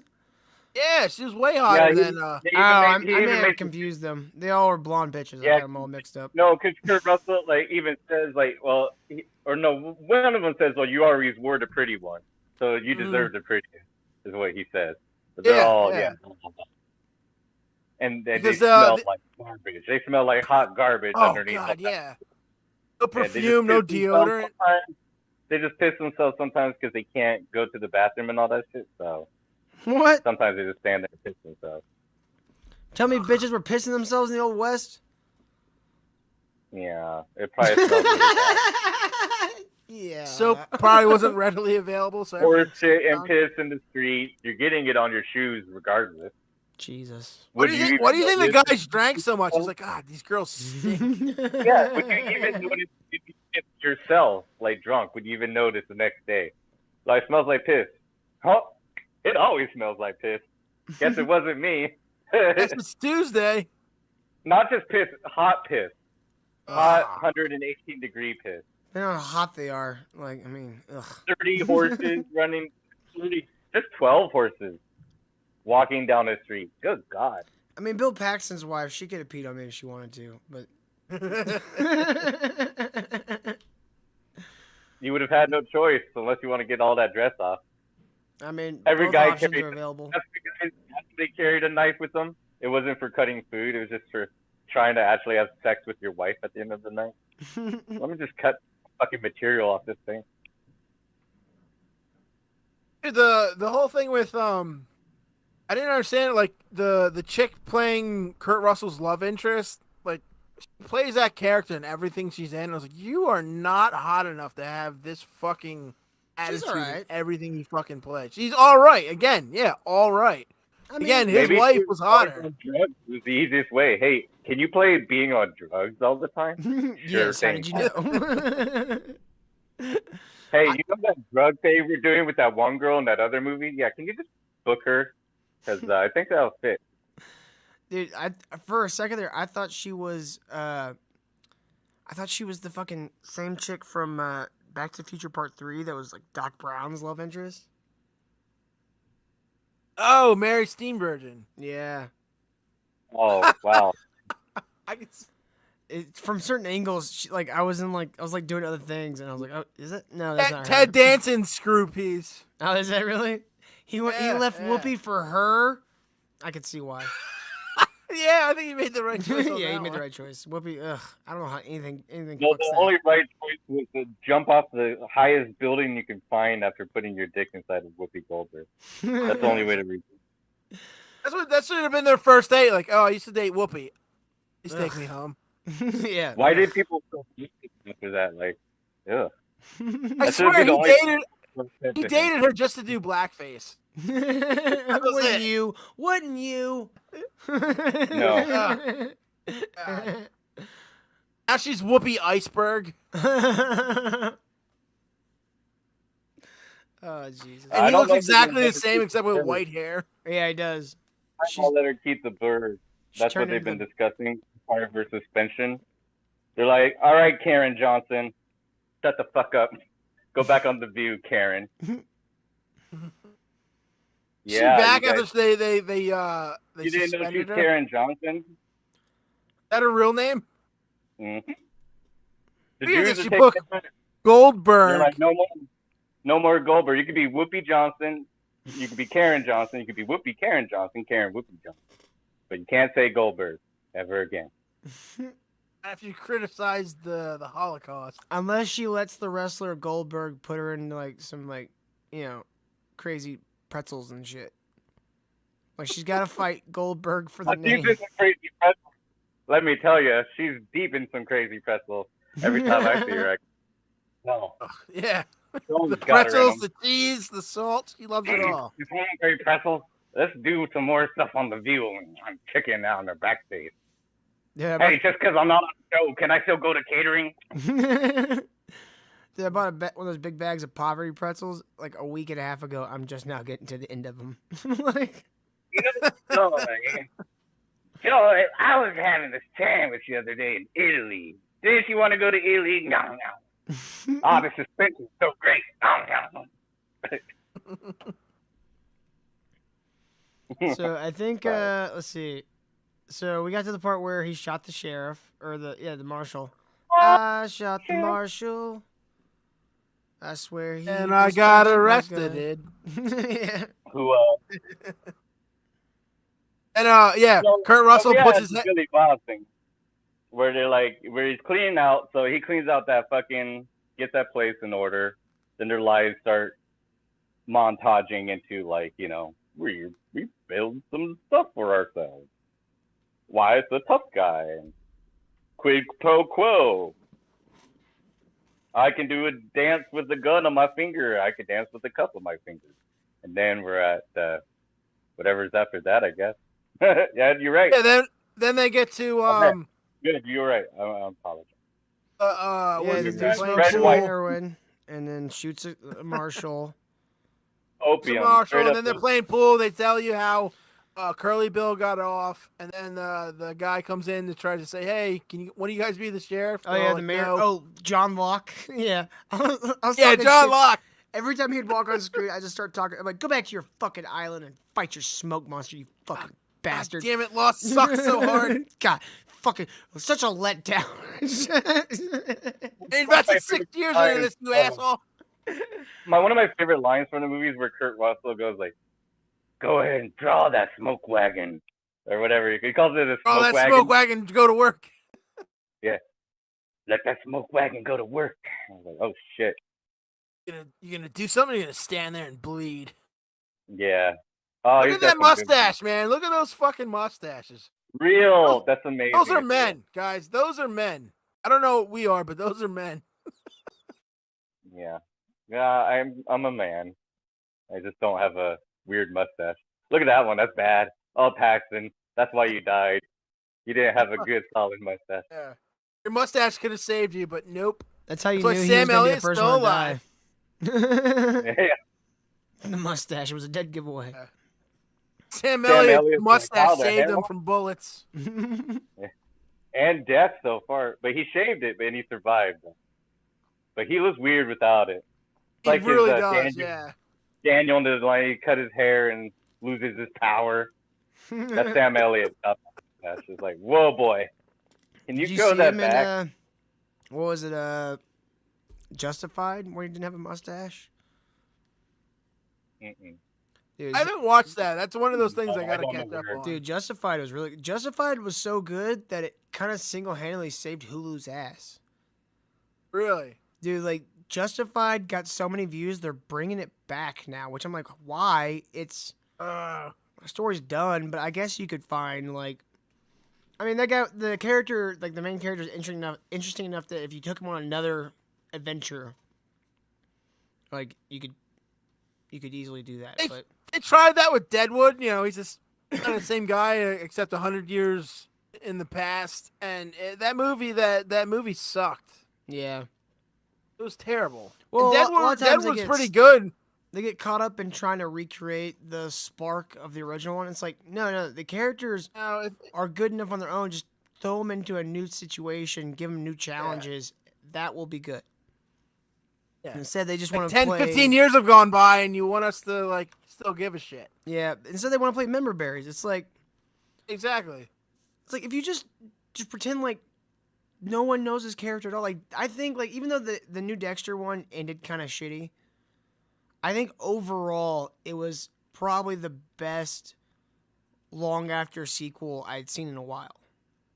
I refuse to watch that because the original ended so fucking shittily. It's a better ending than the original ending. I'll give it that. I can't do it. I invested all that time and energy in the Dexter, and the ending sucks so fucking hard. This one's a little more. They take a little more time with, like, doing some character repair to Dexter, and his new dark passenger is Deborah now instead of his dad. So she's still in the show, kind of. It's not that was a cool way. That was a cool way to bring her back, but they should never killed her off in the first place. It was so fucking stupid. Hey, Miami Milf's in the chat. Hey, Miami Milf. We're just talking about Tombstone and movies and stuff. This is the movie show. Call it burnt popcorn, because I never can remember to go back to the microwave in time. Oh, I wanted to talk about. So we get into Val Kilmer's scene when we first meet that fool, and he stabs that person. But, like, so that girl pulled that scene up. Like, it's like 3 minutes. Dying. Yeah. I mean, if you guys want, I'll leave it up to like, y'all. He's cheating at poker. We went over it. Like, he's cheating at poker, and then he get, like. But that girl he's with is Kate. Kate, yeah. And she's like a Hungarian prostitute that he met in Texas. And didn't like wasn't she like always at a risk of getting fucking tuberculosis from him? Like wasn't that like something she had to worry about every time? Yeah, probably. Everyone is highly contagious. A lot of people died. That was his gal. Dude, I'll be honest. Lot of tuberculosis words turned into mental health words afterwards. But it wasn't really mental health; it was psychiatric. The scene where he's got the doctor that's like looking at him, he's like laying in bed, and she's like all standing by the window and shit. And he's like, "Now, no marital impulses, you see." Which I'm like, why would you? Like, that seems like the last on the list of things. If I'm dying from consumption, I ain't worried about getting my dick sucked. like, I'm dying from consumption. Jesus. That's another great line in the movie where it's like, you know, she's trying to like give him cigarettes. And I kind of want to get my dick sucked. Yeah. Yeah. And he's like, oh, you are. She's like, aren't I a good woman to you, Doc? Yeah, and I was like, hell yeah, you are, bitch. And he's like, yeah, maybe you are. Or you might be the Antichrist. Yeah. And then you never see her again. Yep.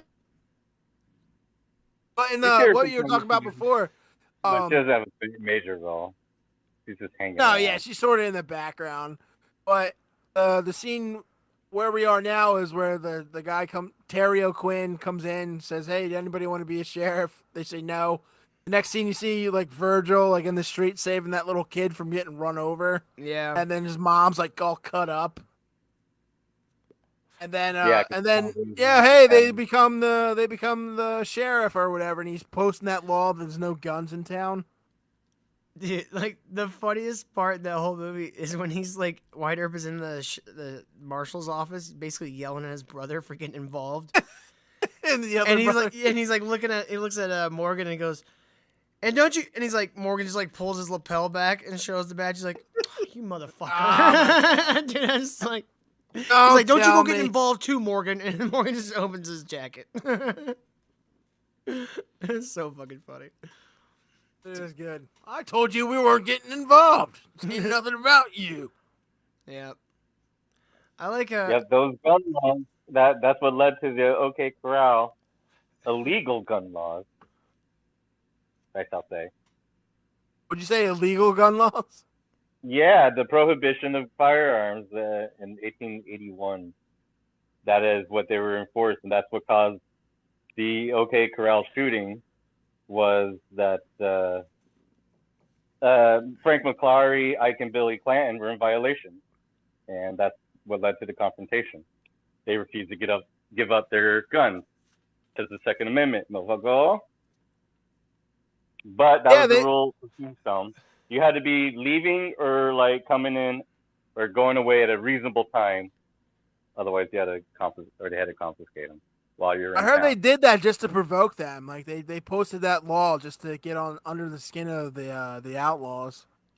Wouldn't surprise me. I don't think you would have had to provoke them too much. I mean, I think they were just being dumb and trying to curve down the violence and that was happening in the city. But because it wasn't just cowboys, it was like drunken brawls. Like it's just like a regular city murder rate. People get drunk. People are stupid, bang, And certain shootings were illegal, so it's like that was happening every night. Yeah, so it was probably like that. Yeah, the last thing I think they wanted was an amplification of aggression. I think they were trying to prevent aggression, but it was inevitable clash. But and I think they do a good job portraying the characters in the movie like that too. Not out looking. The Earps aren't here. I can't wait to fucking shoot every motherfucker in town that even looks at me wrong. They're supposed to be. Wyatt has a badass streak in him, but they're more like, I like justice, especially the Sam Elliott. Yeah, I think he says, how are we supposed to build our lives in this town without law and order? He's like, we just be we say profiting off of misery or some shit. Right. Like I'm some goddamn vulture. Yeah, there you go. Yeah, that was the line. 310 the coon. Okay. And then after they post that, it's like doesn't take long for you get the next great scene where Ike Clanton's playing Val Kilmer. He just won like his 12th hand. He's been going for like 36 hours or whatever. Yeah. And he goes, 12th hand, nobody's that lucky. He's like, well, maybe poker's not your game. And I know. Let's have a spelling contest. Yeah. Yeah, and then like, is that the same scene where he like goes to get his rifle? Or no, I think that's a different scene. But the same guy goes to get Val Kilmer. No, you're right. Val Kilmer like passes out because he's been going so hard, so they all leave. So Ike Clanton thinks they left, and he gets his rifle, and he goes, Ike Clanton has a great line too. He goes, "Oh, what the hell's wrong with him? Lunger. Yeah, well, I hope he dies." and then the bartender gives him his shotgun or whatever. He goes, "Oh, I don't know why everybody's complaining. I'm the one who got cheated." He's like, "Nobody cheated you." And Ike Clanton smacks the shit out of him. Yeah. He goes, "See that? Slap somebody on the beak. You get a little respect around here." Yeah, and he gets his fucking rifle back, and he's like, "Tell those boys I'm gonna fucking blow them away in the street." And then that's when Sam Elliott walks in behind him and just pulls out his pistol and just cracks him over the head. Yeah. They call that buffaloing. Back there, it's called buffaloing. We call it pistol whipping, but that's called buffaloing somebody. Bam, butt him with the gun. Yep. Yeah. It's like a buffalo butt. And then the next scene is just them in jail. He lets them out. This guy gets him, and the guy's yelling in his face, "Who the hell do you guys think you are?" And then he bumps into Wyatt Earp or Kurt Russell. And he's like saying, "Hey man, I'll fight you right now." Fucking Kurt just grabs his own gun and smacks him in the head with it. I like the fall. Yeah, dude, he just completely collapses. Well, when he falls, like 1 foot comes off the fucking porch, and so he does like a full like full fall from the porch to the ground. Yeah. You're like, man, that some guy did a fucking great fall. Like, that was a good one. It's like, damn, dude, yeah, he completely collapses. His one leg stays and everything else goes backward. Dude, one of my favorite bits too is when going back a little bit. When Wyatt Earp first comes into town and like him, Billy Bob Thornton and fucking Doc Holliday are arguing, he just walks in and starts slapping Billy Bob Thornton. I said, "Throw down, boy." Dude, that's just like Jesus, dude. Yeah, it's good. Yeah, and that's where you see you see him do like his second slapping within 10 minutes of just slapping the shit out of the guy who slapped his horse, slapping the shit out of him. Yeah, no wonder his wife sees all the laudanum. If he's doing all that slapping, I imagine it doesn't stop when he goes home. His first reaction is just a slap. People. It's my thing. I'm Wyatt Earp. I slap. That's what I do. He's a bitch slapper extraordinaire. I slap and I call gun smoke wagon. It's what I do. Oh, and of course that scene leads to the next scene, which is the fight at the OK Corral. Yeah, the best walk in history as they're walking down, the four guys walking. That's in the background right now, yeah. Yeah, and everybody's like, there's a building on fire and shit. Oh, that's the wrong one.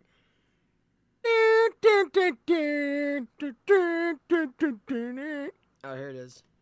And Val Kilmer insists on going, even though that's a hell of a thing for you to say to me.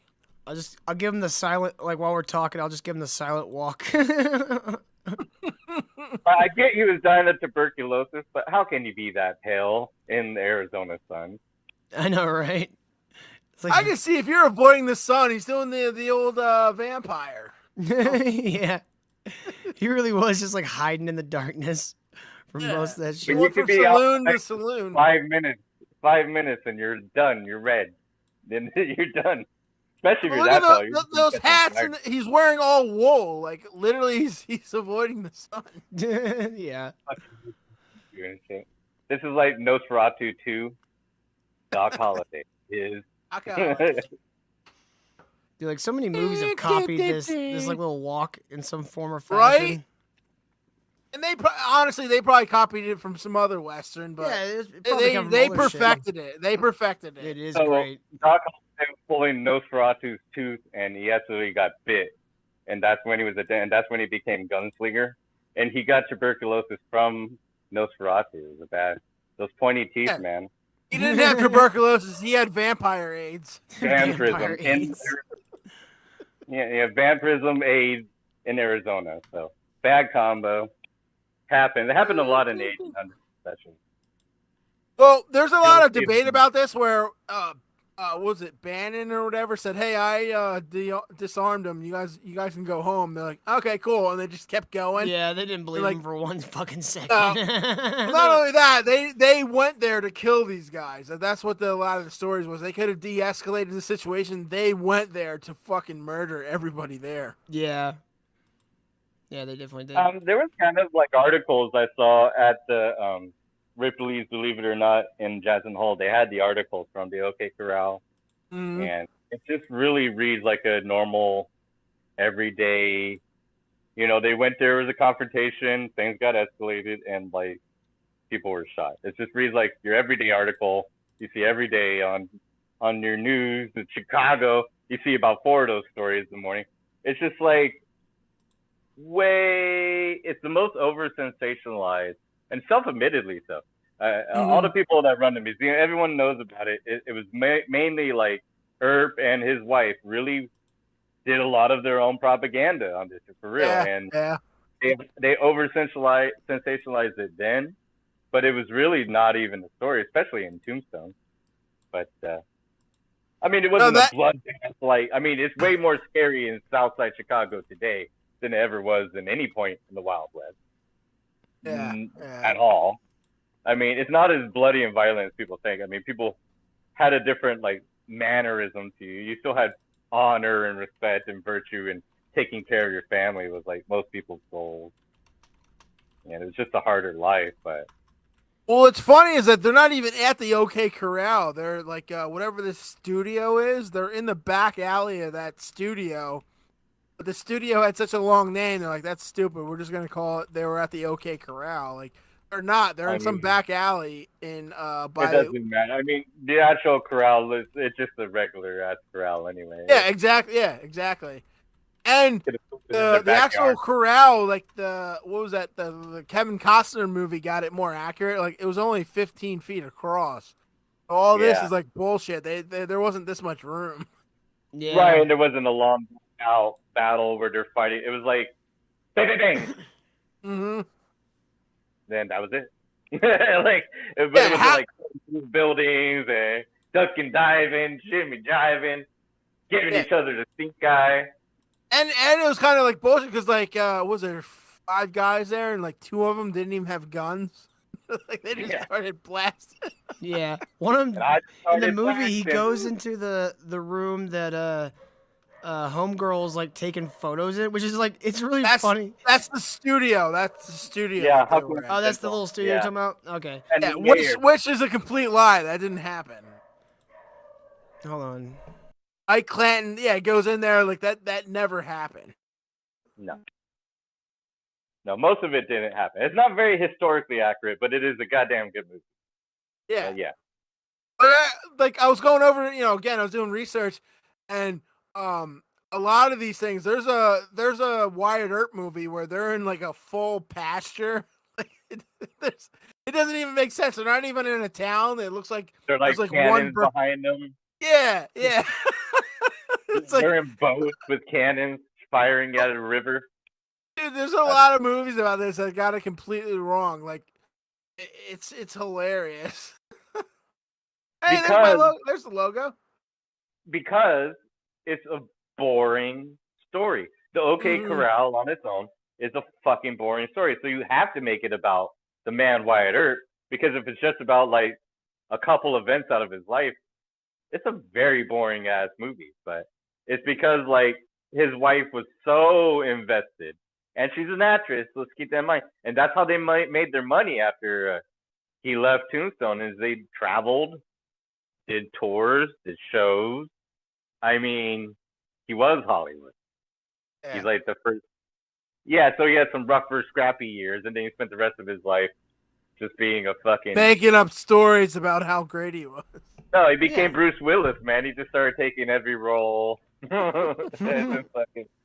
Every cowboy part, and just... I can see that. That was the modern day movies at the time. Like a famous hero comes into your town and just tells you their stories. Old ass Wyatt Earp's like, in that smoke wagon, Sonny. Turn your head into a canoe. This is just sad. Can't he just die already? Come on, son. I want her. Dude, does that work? Does that work, Doc? That's putting that copyright shit on there with the logo. That's it's working awesome. right now. I've got the YouTube Studio thing open right now, and it still says excellent connection. Yeah, like using horses and shields. That's a great scene. And then he uses a shotgun to scare the horse. Oh, and he just knows the horse is going to jump that direction. Dude, not only that, like in the movie, like that's a mistake. He's wearing like a double barrel shotgun, but he's get 3 shots off or something like that. I was like, it was completely ridiculous. I've shot a double barrel with the 2 triggers though, so that is possible. That's not the gun, but I have had the 1 and the 2, or you could pull both. Well, that's not the gun. He somehow got 3 shots off with double barrel. Yeah, I know. Yeah. But the movies have always gotten guns terribly wrong. Not as wrong as like Alec Baldwin has, but not nearly that wrong. Yeah, he's the master of getting it wrong. Yeah. Yeah. And then when like the Chinese mafia killed Brandon with the squib. Yeah, squib. Yeah, yeah, that squib thing that totally happened. Do you remember in what was that? David Carradine was murdered. Sorry. He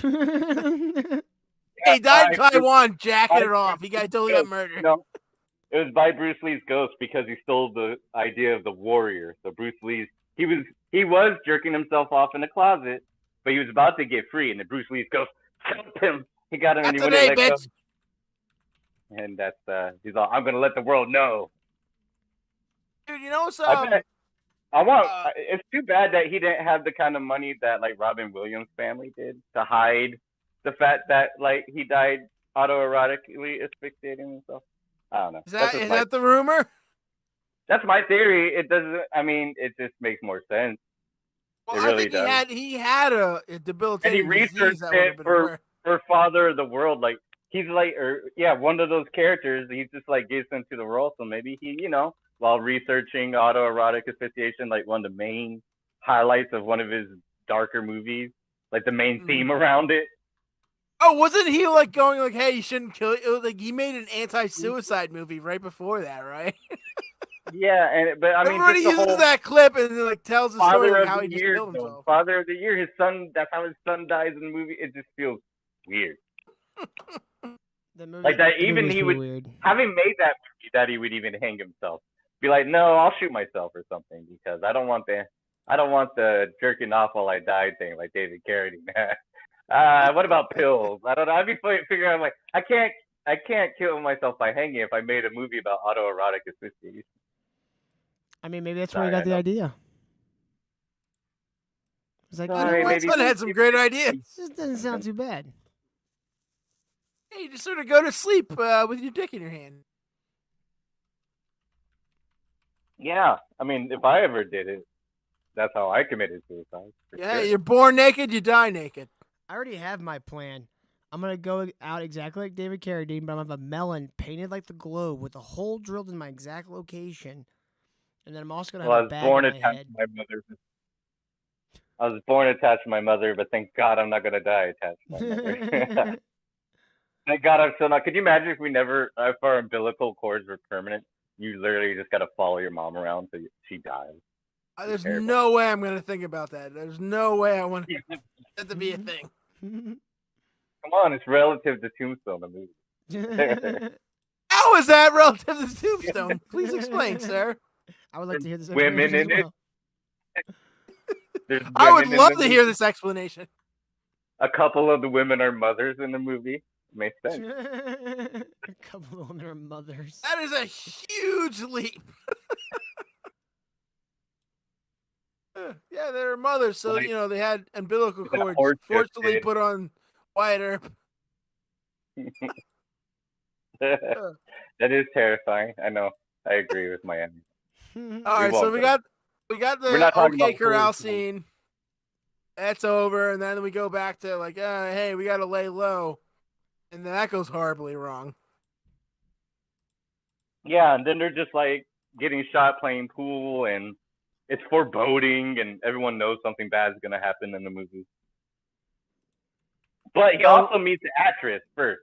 This is where he meets like the home wrecker before all that.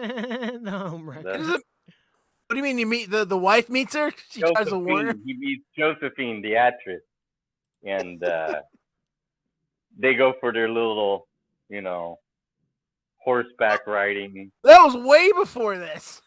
Yeah, no, we haven't talked about it. Oh yeah, we skipped it. You're right. Sorry.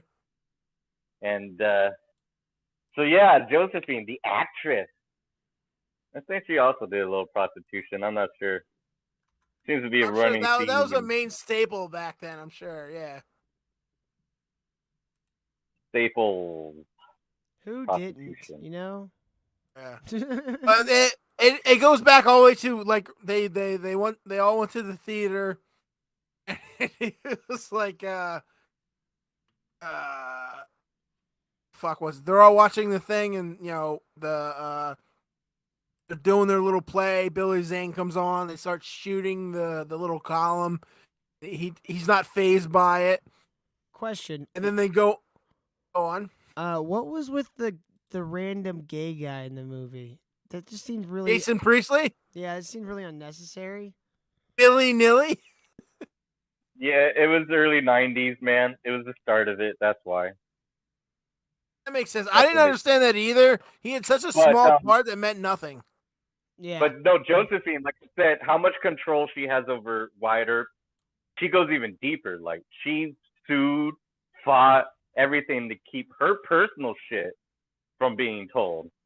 But there is some evidence that she worked, like, prostitution. But she did everything in her power to keep people from learning that, including going to court multiple times. So, talk about the level of, like, really just taking Wyatt and building an entire career off of Wyatt. Just turned him into a legend. Yeah. And by design. Yeah, of course. That's where a lot of it works, throughout history. Like, it's usually like someone is doing it for monetary gains. But they call her safe. Well, I like the scene with Johnny Ringo, where he what the hell was it? After the Corral, they're just Wyatt and Val Kilmer, not even, Val Kilmer was getting a shave, and they're just walking down the street, and the famous "I'll be your Huckleberry." Exactly. Yep. Johnny, they're just walking down the street. Johnny Ringo's like, now what I want yelling at him. Go ahead. Is for whenever I'm shaving or someone's shaving me, that as soon as somebody walks by, all I have to do is get up and wipe my face, and I'm shaven completely. I mean, that's what a gift to have. That was the perk of being alive in the 1800s. So, right. All you had to do is put shaving cream on your face, and the chemicals in it would just melt your hair away, and then they just pretended to shave. I think he was a Southern dandy, and he probably got a shave like every day. Like, look at the picture up right now. Like, look how much defined and like proper and prim that Val Kilmer's mustache is compared to everybody else's. I just think he just came from money, and he just got shaven every day. Like, it wasn't really a thing. It was probably pretty smooth anyway. He's a huckleberry. What's that? You could call him a husky, but he can't be a dandy. A dandy's a dandelion. He's a huckleberry. So you could call him a huckle. Well, that's why I said, hey, I'm your huckleberry. Yeah, but you can't call him a dandy. That's not fair. He's a Southern dandy. Southern dandy just means somebody that was like real prim and proper. Yeah. He's a huckleberry. That whole accent doesn't exist because that rich fucking Southern whatever the hell that was kind of died out right after the Civil War. Oh, you mean when they took all their wealth and slaves? That's what. Livelihood, money. Yeah, weird how that happens. Yeah. I think the closest thing to it is what the hell is his name? The gay Republican guy, not Mitch McConnell, but the other one. Why did you make me forget now? We're talking about him. I'm gonna wait for you to figure out my name. Come on, he's a close to a Southern Danny. What the fuck is his name? I'm Mitch McConnell. It's gonna bother me. I'm gonna stop talking for a while. Then I'm gonna like yell his name when it's not appropriate. Mm-hmm. Lindsey Graham. I got it in real time. Oh, I'm good at everything. Yeah, I saw J. That's Rob probably in the chat for you. I wanted to peg you on the wind on that one. That was too funny.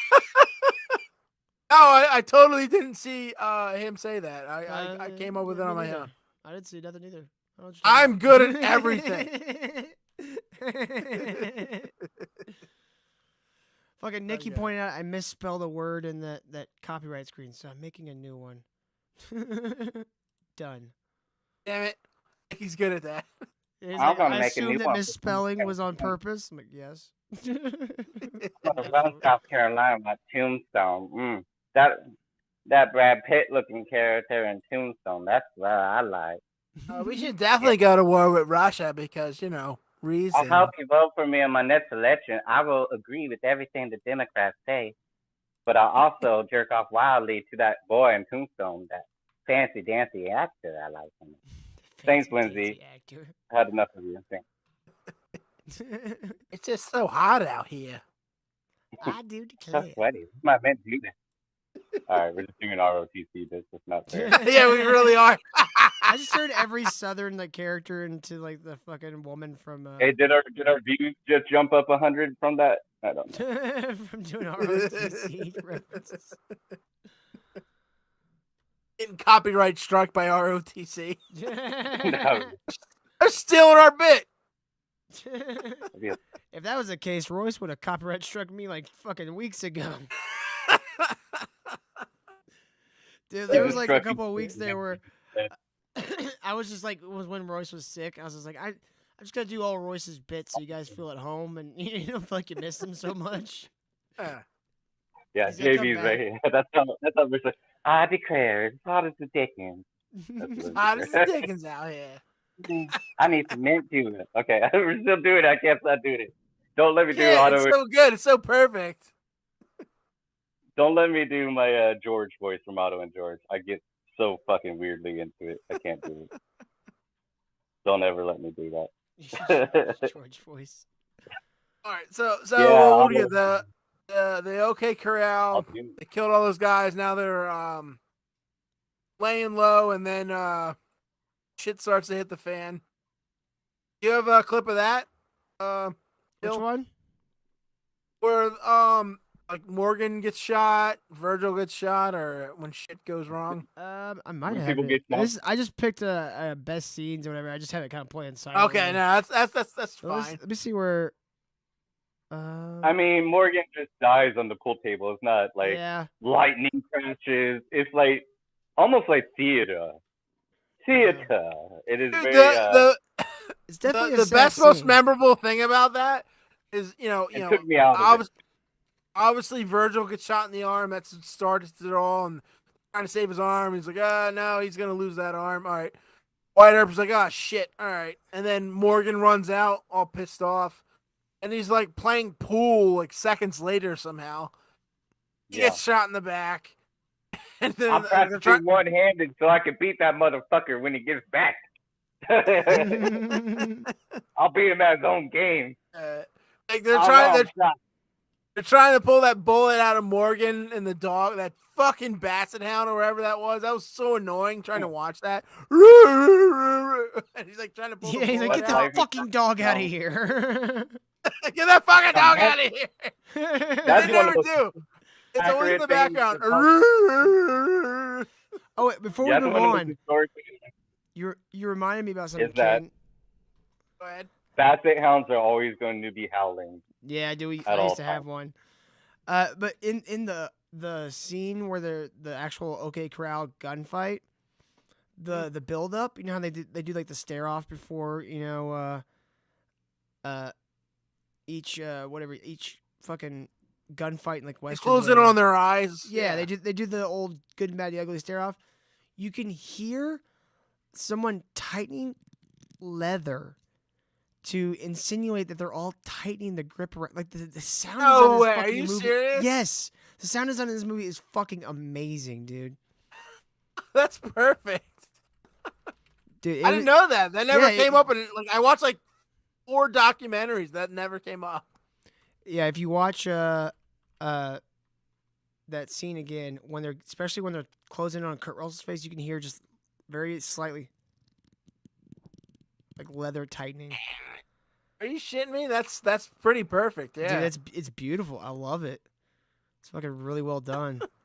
the attention to detail in this movie, like the fact that Kurt Russell backseat directed this entire movie, just makes it even better in my opinion. Yeah, it makes the lore that much more awesome. Well, that's because, like I said, the story is boring as shit.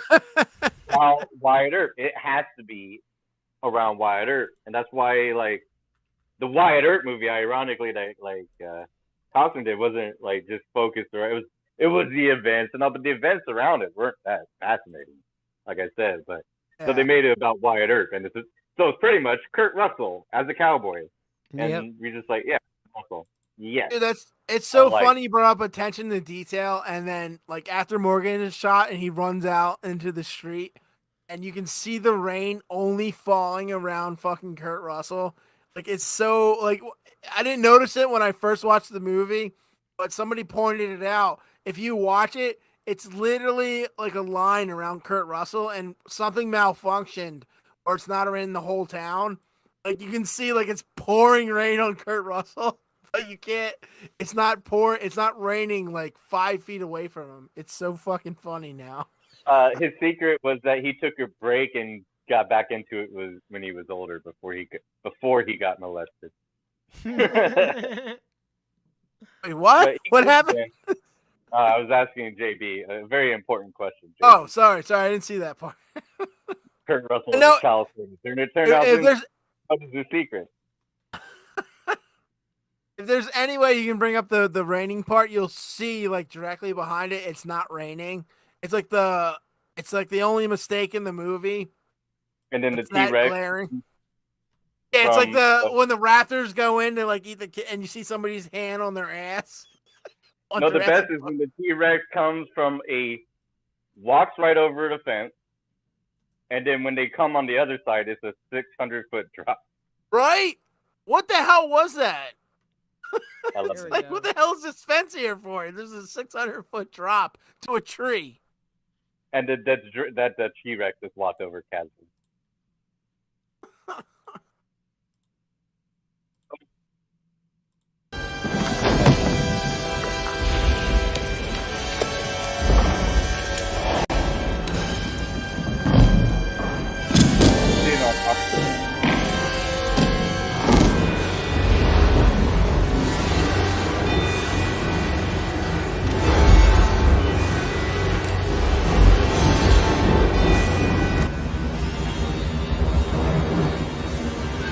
It's a lot of plastic pipes.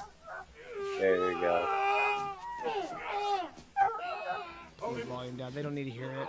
We just need to hear it. I got lost for a second. Sorry, guys. Yeah, he's just bleeding out on this. Dude, why is the bartender not just going, get the fucking bleeding guy off my pool table, you asshole? I love how bloody the hand is. Like, they're just making it extra bloody. Yeah. He got shot, like, in the spine, right? Yeah. The dog, like the baker, the candlestick maker, everybody's in this scene. Like, get the fuck out. Yeah, stop fucking rubbernecking, you assholes. I don't know, shit. It's so real, though. Oh, look, there's some guy with a camera behind him going, World Star! It's like one of those old, like, gunpowder cameras, dude. It's like... I don't think he's going to make it, guys. He's got to do the gang signs for, like, 30 seconds. Like, don't move. World Star!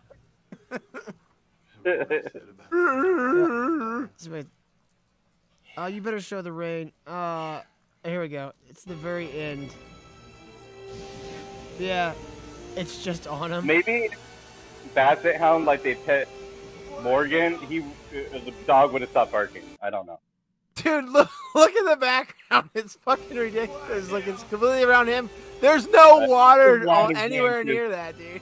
I live in Portland. It rains horrible all the time. It never rains like that. It never rains Yeah, if you look just like 5 feet past them, there's like no water touching the ground. Tombstone, Arizona, by the way. Rain scene. The next thing there's a whole thing dedicated to it. Mountain of water that's going to come take away the town. That's what they should be worried about, not Morgan bleeding out. It's raining like this and lightning. We're all gonna die in a flash flood. Why is the rain only following me?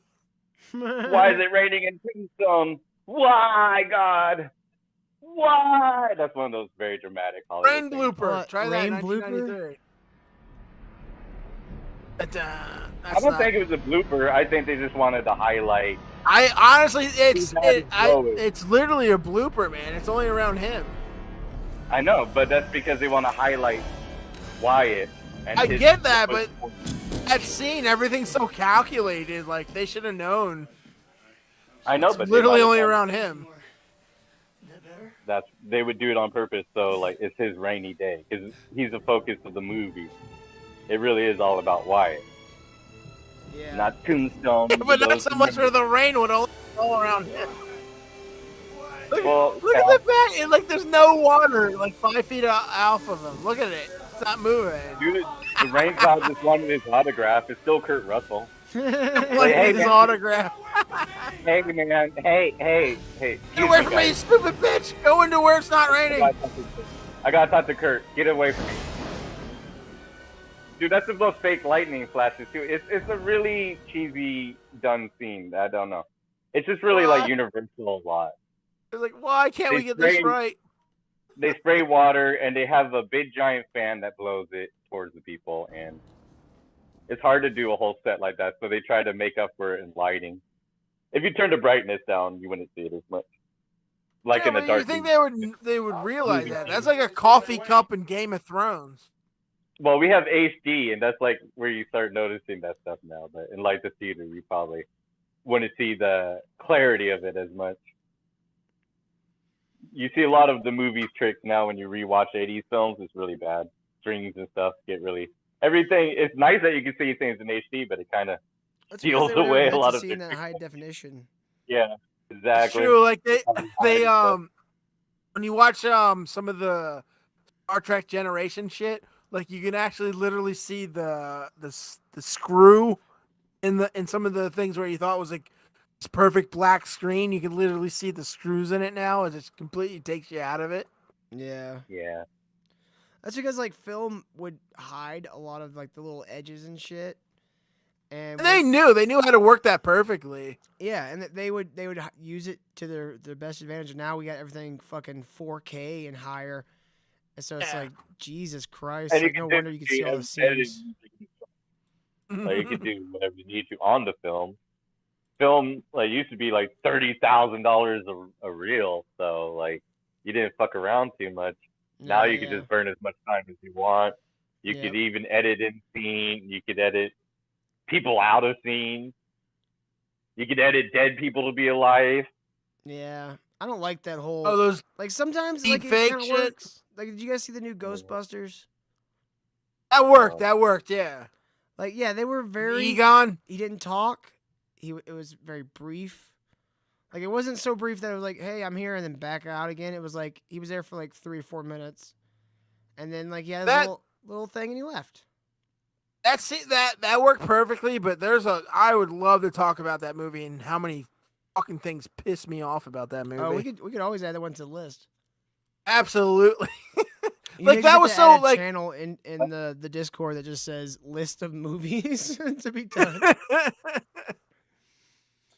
That was very heartfelt, and, like, you know, it worked for the movie, but if you just like ignore like a million things until then, if you look at it, like, I won't say it's a bad movie, but there's things that were like, what the fuck? Who the hell wrote this? I mean, out of the 3, it's probably my least favorite one, just because it's not really the Ghostbusters anymore.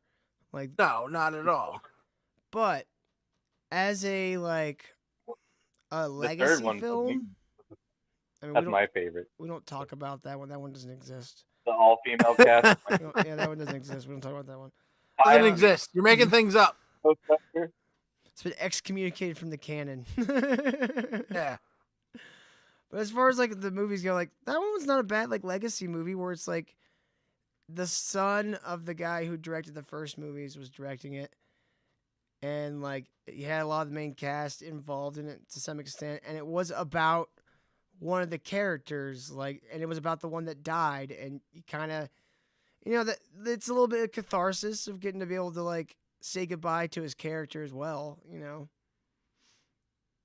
Yeah, but the fact that like, you know, it's supposed to be Ghostbusters and the three main people don't come up until like the last 10 minutes of the movie. Yeah. I don't get why they've never just decided, you know, like MIB tried that MIB International bullshit. Yeah. Why wouldn't you just go, we're going to make a Russian Ghostbusters? Like, wouldn't that be crazy? Well, they did. They did it with Chris Hemsworth and the other dopey bitch from well, yeah, that's what I'm saying. Thor like, Ragnarok. But like, imagine No, just they like should have made like they should have taken the Lorraine and Ed Warren series, the Annabelle shit, yeah. and then put the Ghostbusters and combine them, and like the Ghostbusters, and, like crazy bitch from the fucking. I mean, if we want to get technically Conjuring Casper series. was Ghostbusters number 3. You remember that? Go part? on. What are you saying? You don't remember that part? They captured the Where, like at the very beginning when they're like moving in the house and they call a priest and like the uncles turn the priest's head backwards, and then like they call a Ghostbuster and Dan Aykroyd runs out of the house going, "Who you gonna call? Someone else," and he just takes off. I forgot about that shit. I forgot about that. Yeah. Dude, that was like, even as a kid, I was like, "Oh my god, it's a Ghostbuster!" I used to love that movie. And I forgot about that one. Really? Dude, Casper was like one of my favorite like movies when I was a kid. I haven't watched it probably in 20 years though.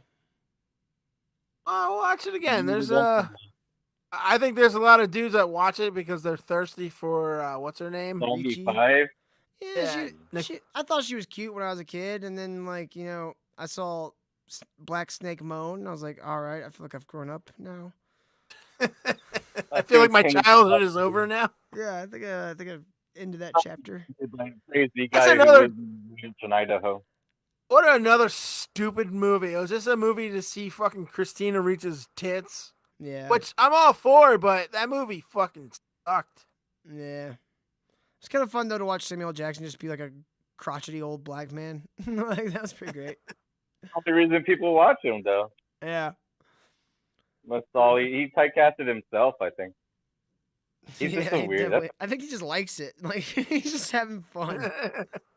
A man should buy his own popsicles. He always likes purple popsicles. Like he loves purple. That's why he has a purple lightsaber. He like forced George Lucas. They're like, we just do blue and green. He's like, make it purple, huh? I need a purple lightsaber. Like Jesus. All right, if you leave, well, if I give you a purple lightsaber, will you leave? Yeah. Will you stop dangling me out the window? I feel like eventually we're gonna have to do a Star Wars series too, where we just go through the 6 movies. That's right, I said 6. I don't see any way around it if we're gonna be talking about movies. Yeah, we go through the movies that they made. Yeah, maybe we'll save it for like a special event. I don't know what we could bring to it that wasn't already discussed, but yeah. I don't know if we're necessarily like, you know, people to shine new lights on it. It's just fun talking about movies, you know, and it is. And it's always great to like, you know, hear people's, you know, memories and perspectives on movies and stuff, you know, like Tombstone was one of those movies I didn't discover it until like I was in film school, and I literally like our library was just DVDs. Like that was the whole library. Good Star Wars movie ever made, and that is The Last Jedi. Yeah. Oh god damn it. That movie also doesn't exist. Star Wars ended at Return of the Jedi. Yeah, everything else after that was a fever dream. Return of the Jedi, I do know Rise of Skywalker. Yeah. God damn it, that's fucking cool. That really was like what Last Jedi really was just like. This is where we're at in movies now, isn't it? Yeah, God, the last yeah. of a dying breed. Yeah, I don't care. I mean, I waited 9 hours in line to see the Phantom Menace. Yeah. So my heart was broken. I waited 9 hours to see it, and I was yelling by the end of that shit. I was in pain. I was like, this sucks so fucking hard. I can't. So they broke me years ago.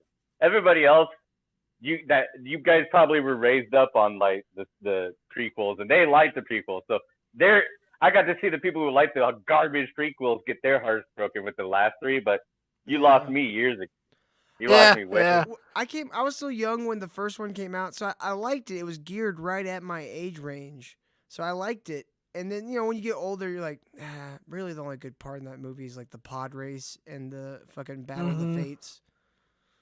I still have my ticket stub from when I went. I was a teenager. I have a bunch of ticket stubs. It was still pretty good special effects for the time, but I just was like, this is Jar Jar really fucking ruins that movie. Yeah. That's when the special effects became more important than the actual story, which ruined everything. Have you heard the Sith story? How like he's actually a Sith Lord, and then they broke it down how if Disney he's evil. If Disney had done that for Rise of Skywalker, that would have been all things would have been forgiven. Jar Jar Binks was a Sith Lord. Yeah. Yeah. It was me at the end of the last time. You see him in a robe and shit, walking with the Emperor, like in his court, like with his like he's part of the inner circle of the Emperor. I would just pretend to be retarded. Yeah, well, that's the thing, Drunken Master, and they actually like mimic some of the moves of like Drunken Master in Kung Fu film. He does a lot of the same kind of technique in a lot of his stuff, like just. When you see him go into the water, he has Goofy, but then he does like a triple, quadruple flip. Yeah.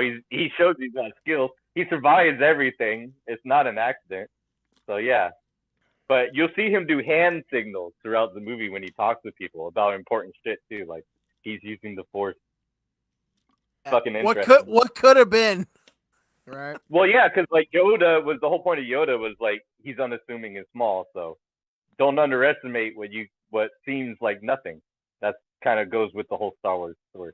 So that makes it tolerable, but the Clone Wars cartoon makes it intolerable. I'm already doing Star Wars. I gotta stop. We're at Tombstone. Jesus. We're sort of at Tombstone. Get Tombstone to the show already. So I guess we can move on to where they just start wiping out the cowboys. Because that's where Morgan died. That's what really spurs off Wyatt Earp and just being like, you know what? Yeah. Exterminatus. That goes to the train scene. I got to get out of this role. Yeah. Everybody else is so amazing, and I don't even have a good mustache. I got to die. And he dies. And then he dies. Oh no, that leads to a couple like great scenes. Like they're loading up their wagon and shit like that, and they go by. It's like, hey, I just want you to know it's over. Curly Bill's like, yeah, well, bye. and fucking Ringo is like, you smell that? I was like, somebody died. Jesus Christ, this guy's hardcore. They leave, and then like Sam Elliott makes the weirdest noise I've ever heard come out of a human, like trying to get the horses go. Like fucking, what the hell was that? Was that added in post? Jesus. He's just like, yeah, like, yeah. And that leads to the train scene where like the guys go up and they're about to kill everybody.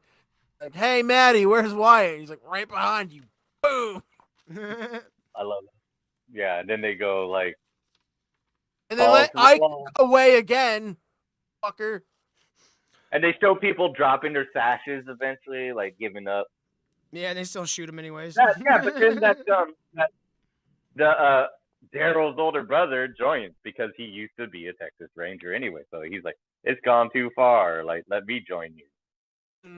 That's why they show that character development is why when that girl's getting raped, he turns his head. He's not Like, I get why they did it. It's retarded. Like, he just has no problem gunning down random people. But we're gonna take this girl in the thing. So what's retarded is if you feel that way about rape, just to be like, hey, I'm gonna keep hanging out with these guys, you know? Yeah. These I guys don't approve. You guys want a beer? Yeah. It sucks as he's eating enchiladas at the wedding he just murdered everybody in. Yeah. I was like, I don't know if I like these guys. It's not let this food go to waste. You just shot her in the head. Thank God. Oh, I thought you guys were raping her. Oh, fuck. I was so worried, but you just killed her. Ooh. That's the tamales. Am I right, guys? You guys almost had me. I almost couldn't be your friend anymore. I'm going to wait until Kurt Russell gets mad at you guys. He's like, I thought you guys were bad guys. But I like you now. Num, num, num, num, num. I like to rape them after, senor. Aww. Oh, okay. Oh, wait, they killed a priest. I'm still good. I like to rape the priest after. All right, we get it. Jeez. These are some crazy cowboys. What was with that Mexican guy's mustache? Were he just like on the corners of his mouth? Oh, dude, I love that guy because Ringo like goes off on him. And he says, "That's not what he said, you ignorant wretch.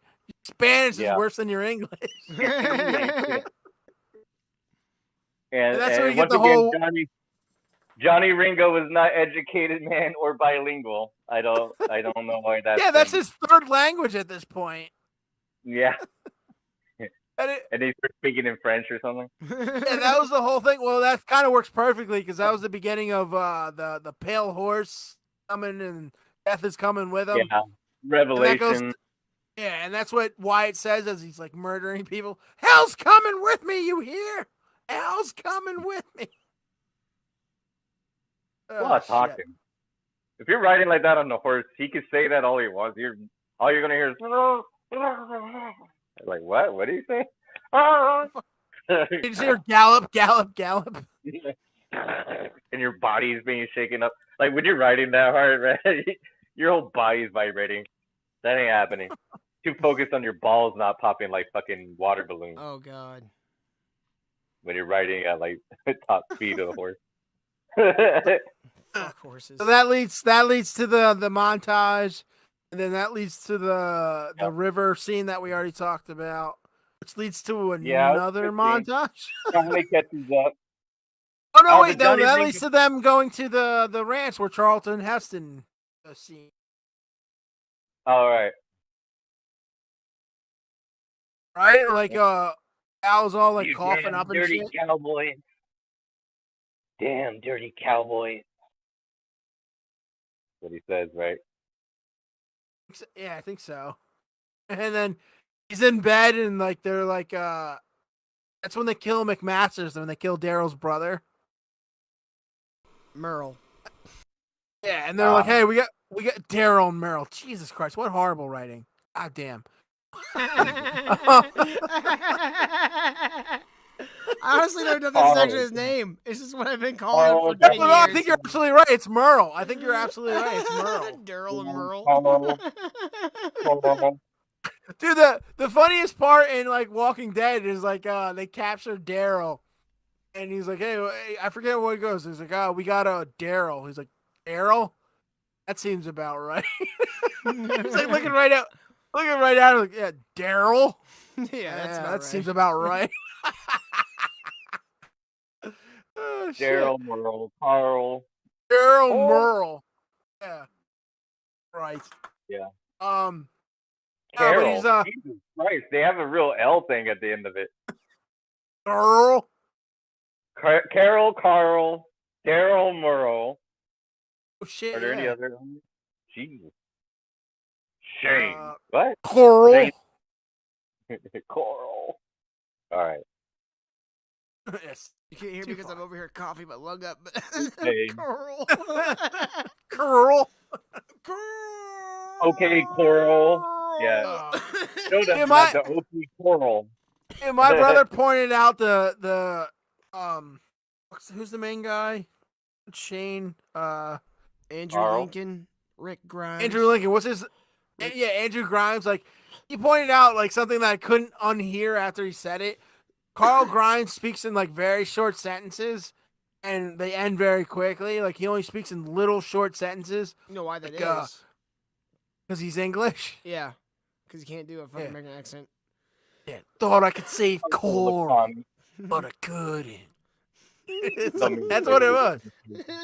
Every time he couldn't do anything more than like 4-word sentences the whole fucking series, and I didn't notice it. And my brother pointed it out, and I was like, "Holy shit, that's all he does." Yeah. Thought I could save Corral. It was weird seeing him in that fucking rom-com. What's the one? It's 10 Things I Hate About You. No, the anthology one. One of them. 45? Yeah, it was like one. It's Love like Actually. something like that. It's like Love Actually, or I think that might be it. Love Actually. Oh, he has like the boards where he's like, people always meme it, or they change his board. Yeah, that's funny. So they kill all the fucking the cowboys. Well, yeah, we did the montage. They're in the Charlton Heston's cabin. Val Kilmer's all sick and shit, and then they kill McMaster's Merle. Mm-hmm.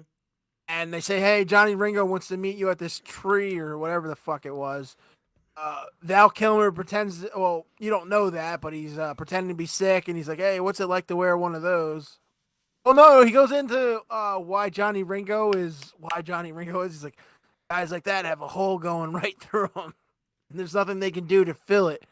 They just want revenge. Revenge on what? Being born. Yeah, that's good. That's a good one. So he's like, oh, man, I can't beat him. He's like, nope.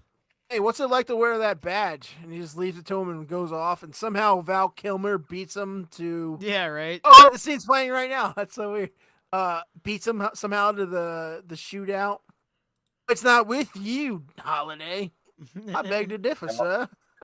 And Johnny Ringo, like I said, was found in a comfortable clearing with a 45-degree angle bullet wound out the back of his head, holding still in his right hand his Colt single revolver army action pistol.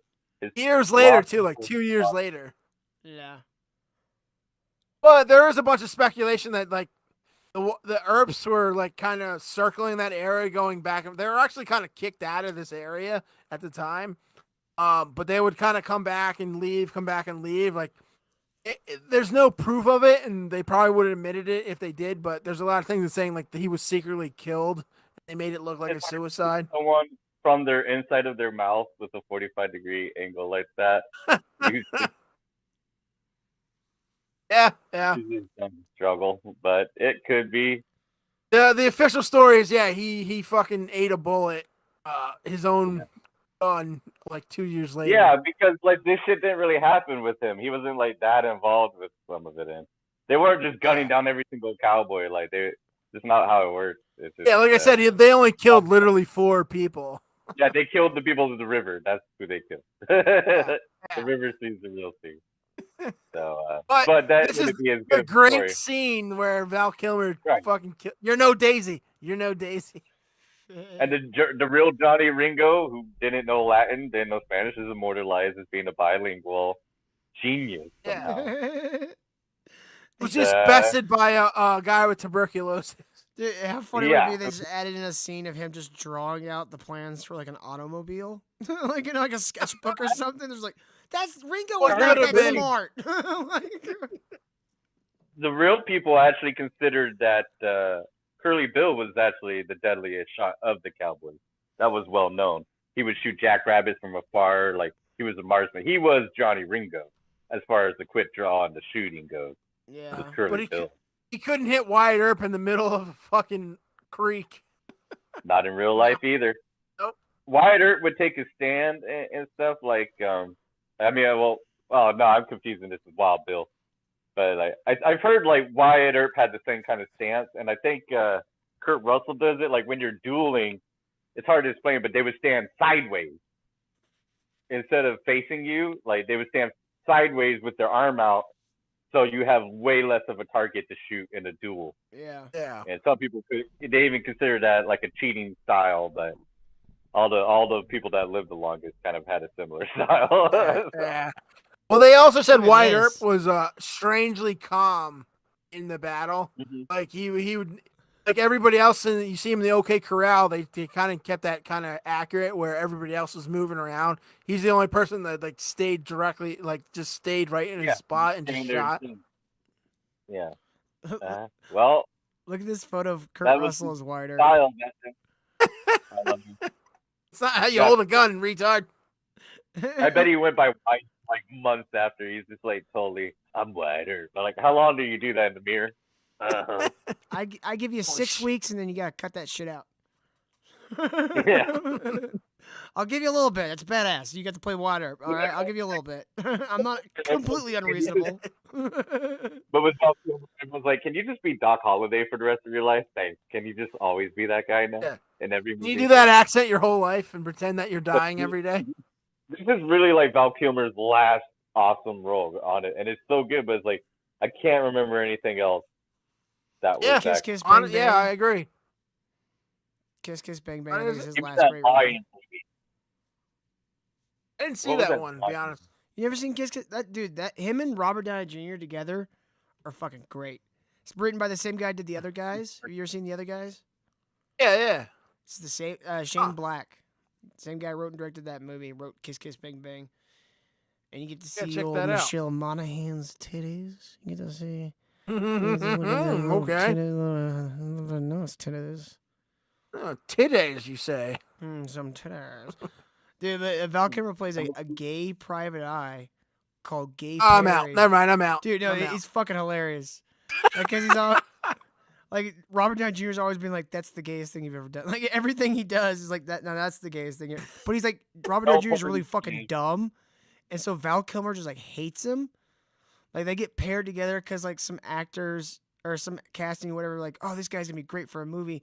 He's going to be his PI, so we're going to put him with a PI to, you know, get some, like, you know, whatever you call it, a ride-along experience or whatever. Mm-hmm. And then, like, they get pulled into this whole, like, fucking, you know, big thing that involves, like, this girl that, like, Robert Downey Jr. knew growing up. It's a fucking good movie.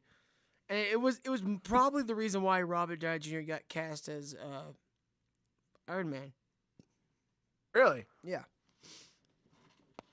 Because, like, Robert Downey Jr. used to be, like, a real fucking pariah. He was a drug addict. Yeah. Yeah, he was a pariah for a while. So dude, like the best description of that, dude, the best description of that was like it had me dying laughing when Rick and Morty, it's the episode where he's like he starts Morty the kid at 14, he starts volunteering at a horse hospital, and they have a jerk off machine for horses for like inseminating horses. So he volunteers just to like screw the jerk off machine. Yeah. Yeah. And let's just say it goes badly. I don't want to. If I describe it, it's too ridiculous. Yeah, Japan's actually got those jerk off machines for people. I believe it. Probably they have sex robots and everything else. Well, it's like they don't want their nurses to have to perform something like that. So it's like somebody who can't. They need like a semen sample for somebody who can't physically do that. And so they just have them now for like a lot of hospitals. Who the hell can't physically do that? I don't know. Maybe you're missing your hands. Oh God, how many people are missing their hands in Japan? There's a lot of samurai swords, man. People are so many samurai swords. It's a very dangerous country. Anyway, Val Kilmer was. You guys, did you ever see the Ghost in the Darkness? It's a bizarrely accurate. That's bizarrely accurate. It shouldn't be accurate. That one seems like a total fake historical movie, but the lions, the only thing that was inaccurate, they look like the lions are in like a zoo that they shot. Like they were like gray, weird lions that don't really exist. Yeah, they were man eaters. Yeah, that was fucking. I love that movie. I have that ticket stub too when I went to go see that movie. Yeah, I used to keep all my ticket stubs back, especially around college era. I had like a big. I got a whole book from like 1995. I think I ended up throwing most away. I don't have. And now there aren't ticket stubs. Now you get like this fucking piece of paper if you even get that because everything's bought online. Yeah, I have going back. You know what my first one is? Is Outbreak. Oh really? From 1995. Yeah. The first movie, my parents, or my dad, I say my parents, wouldn't allow us to go to movie theaters when we were kids. My dad was a Pentecostal preacher, like deep Southern Pentecostal preacher. And the first movie they ever allowed us to go see was The Phantom Menace. So I had for the longest time, I had the ticket stub to The Phantom Menace. You know what, the second movie I was like actually allowed to go see, because I snuck off to go see movies. Yeah, of course. But the second movie I was allowed to go see, I was like 13 years old when this movie came out, was the fucking Passion of the Christ. He said, you got to see somebody beaten to death alive. Yeah.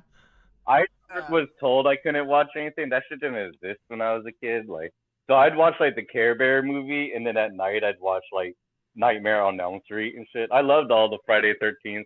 Yeah. I was watching it like 5 years old. I didn't give a shit. Like, see full frontal nudity. There was so much nudity in the 80s too, man. Like, yeah, every movie it was like a staple. God bless the 80s. Yeah, it was great. No one cared. And hey, man, no one had to tell me not to go talk to strangers. I knew, like, hey, I could end up in a fucking basement cut into little pieces. Yep. I am definitely not going to go talk to a stranger, man. And I think people forget, like, nursery rhymes, all that shit, all the stuff, like, all the story tales for kids were brutal and violent and terrifying. Yeah, they're all cautionary tales.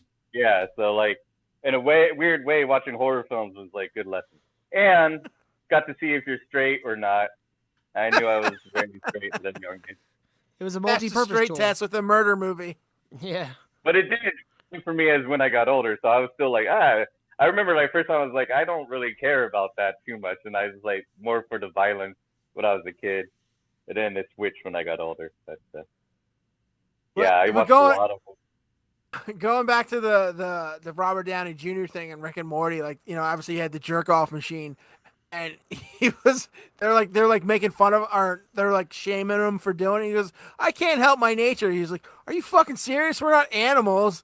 Like, do you know Robert Downey Jr., the guy that played Iron Man? I was like, do you know what he was like in the 90s? His agent had to catch him with a butterfly net. Like, you're a human. You absolutely can change your nature. It was like the way they described it was like his agent had to catch him with a butterfly net. It was like the funniest thing I've heard in a fucking while, dude. That was so funny. You ever watched a movie from when he was in the middle of all that drug shit? Oh, it's all twitchy and fucking talking fast. Dude, the best one is Less Than Zero because he literally just gets to play himself. Like he's just like a drug addict that like like he eventually starts doing gay shit for like drug money, but they're all like rich like LA kids. Yeah. He's like the same character in Scanner Darkly, but I think he's putting on an act on that one. Yeah. Can't tell because it's like a cartoon. That movie took like 5 years to fucking make. That movie was so weird, and the payoff was like, eh. Yeah. I honestly like the test movie they did for The Waking Life way better. Because it's all rotoscope, art. And so it was so weird. It's like it had so many different artists, so everything looked different in every fucking scene. It had better tasting, I thought. It had more like, I don't know. It Scanner Darkly felt forced. I never really enjoyed it. I did like Waking Life, but those were my acid days anyway. Yeah. I like them both, but at the same time, like I can't watch them now. It's I just honestly can't. The greatest film I ever saw on acid was The Fifth Element. Amazing. I bet. Yeah, that movie's just good. That movie's just good. It's the best movie if you're fucking tripping balls. So if you can cut out the Chris Tucker parts, it's an amazing movie. I love it. I still like the I find Chris Tucker fucking annoying as shit, but I still love his annoying ass in that movie. He's TikTok. That is TikTok. That's the future, my friend. Yeah, it is really going to be. But like that is the way. I feel like he played that shit up just so you got how much Bruce Willis' character fucking hated him from the go. It's like he's just like immediately on the same page with Bruce. Like I just want to put my Bruce Willis' gun in that fucking guy's mouth and pull the trigger. Do they hate him as much as people hate Bruce Willis? I doubt it. Yeah, it's a close race on that one. Jackie Chan, is this a Fifth Element? I'm still doing the same movie. I can't stop. I'm just Chris Tucker. This is all I can do. Every Chris Tucker Jackie Chan movie. Every Chris Tucker movie is Chris Tucker. That's true. That's probably why he's not around anymore. I know, because he could only handle. every 5 seconds. So long. Yeah, you can only take so much of Chris Tucker. I love that movie though. That was the trip. Yeah, that's a great movie. It's a fun movie. You can't deny that. It doesn't make a lot of sense, but it's a fun movie. Yeah. You can dissect that one. Yeah. All right, we're at what are we at? We're like 2.5 hours. Yeah. Well, so Val Kilmer kills Johnny Ringo. Great lines. I'm your Huckleberry. Let's do it longer. Wyatt Earp comes in. Hey, you saved my life, and and here's your badge back. Then another montage of them killing, and then he goes and Val Kilmer's dying. Yeah, he's playing cards for some reason. Yeah, he just played poker with him. And he tells that gross story how he's in love with his first cousin. And that's what made him into a piece of shit, I guess. All right, I don't see the connection, but okay. Yeah. He was like, she realized she was banging her cousin, so she joined a nunnery, and I couldn't bang my cousin, so I'm gonna be, drunken asshole. That's what I got from it. Maybe I watched a different movie. My MILF says, wow, spoiler alert. My MILF, this movie is 25 years old. Nobody would have given by now. It's not our fault. Yeah. Nobody would have given a shit about the first cousin thing until like this last century that we had. Yeah, we were worried about retardation, so maybe we're the assholes, I guess. Yeah, so he leaves Val Kilmer there to die, and then he goes finds the average-looking actress, and they dance in the snow, and that's the movie. And then bada bing, she bada bing. Does a bunch of lawsuits, keeps all the real truth hidden, probably gets people killed that talk, like a mafia done, and gets them into snuffing people out for sure. Hollywood inner circle as soon as possible. And what was Wyatt Earp's line when he entered the room to see what's her face at the end? He said something. Oh, he said something about the Rocky Mountains. A lot of bitch. Have you ever seen the sun go down in the Rocky Mountains? Yeah. I was watching it, and I'm just like fucking high. I'm just watching. Like, you ever seen the sun go down over the Rocky Mountains? I just added, that's what I call my balls. It's like, that's what you're thinking, Wyatt Earp. Yeah. Oh, the last thing is, like, you ever dance with the devil in a pure moonlight? Oh, dude, we've got to do what the fuck? Batman 1989 sometime. Fucking A, yeah, we do. I'm putting that in the... I'm just going to start putting movie titles. I'm glad you're writing that down, because this is like the 10th movie, and I'm like, yeah, we got to do it. Never forget. I saw that in theaters for sure. Dude, that was like... Oh, hell yeah. That and Who Framed Roger Rabbit are like responsible for like 70% of my personality. So good. So good. Wow. Did anybody else have Batman trading cards from that movie? I did. No, but I had all the original toy line. I'm that old. No. There was so much merchandise, man, but that shit was ridiculous. Yeah. My God, I remember. McDonald's especially. If we ever do Who Framed Roger Rabbit, we have to get Mersh to come on and talk about that, because that's one of his favorite movies. Yeah, dude, he's an expert on that one. But the best thing that ever came out of merchandise-wise for anything, I think, is even though it was a shitty movie, the one with the Riddler, that Batman, McDonald's gave out like those glass mugs. Dude, I still have those. They were everywhere. Oh shit! I got the Riddler one and the Two-Face one. The coins or the handle. The plastic cup with it has the Batman fucking chiseled, looks like ice. Yeah, glass. Back in the day. Everyone had one of those fucking things. The Robin one was my favorite one. The Batman one was like too spiny.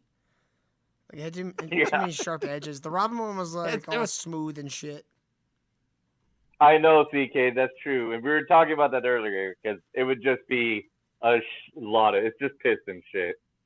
I mean, I lived where there was like horses and stuff, and that still walked the road, because San Fernando, where they make all the movies, they still have like bars that you can walk up to with your horse and latch them and shit.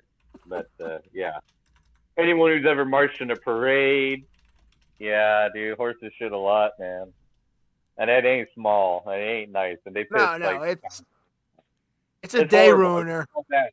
If you think about a whole street in Arizona at 120 degrees, it would be fucking. You throw up. A modern day person would just throw it. They wouldn't be able. It would take like a couple weeks for you to stop throwing up over it. Like get used to that smell.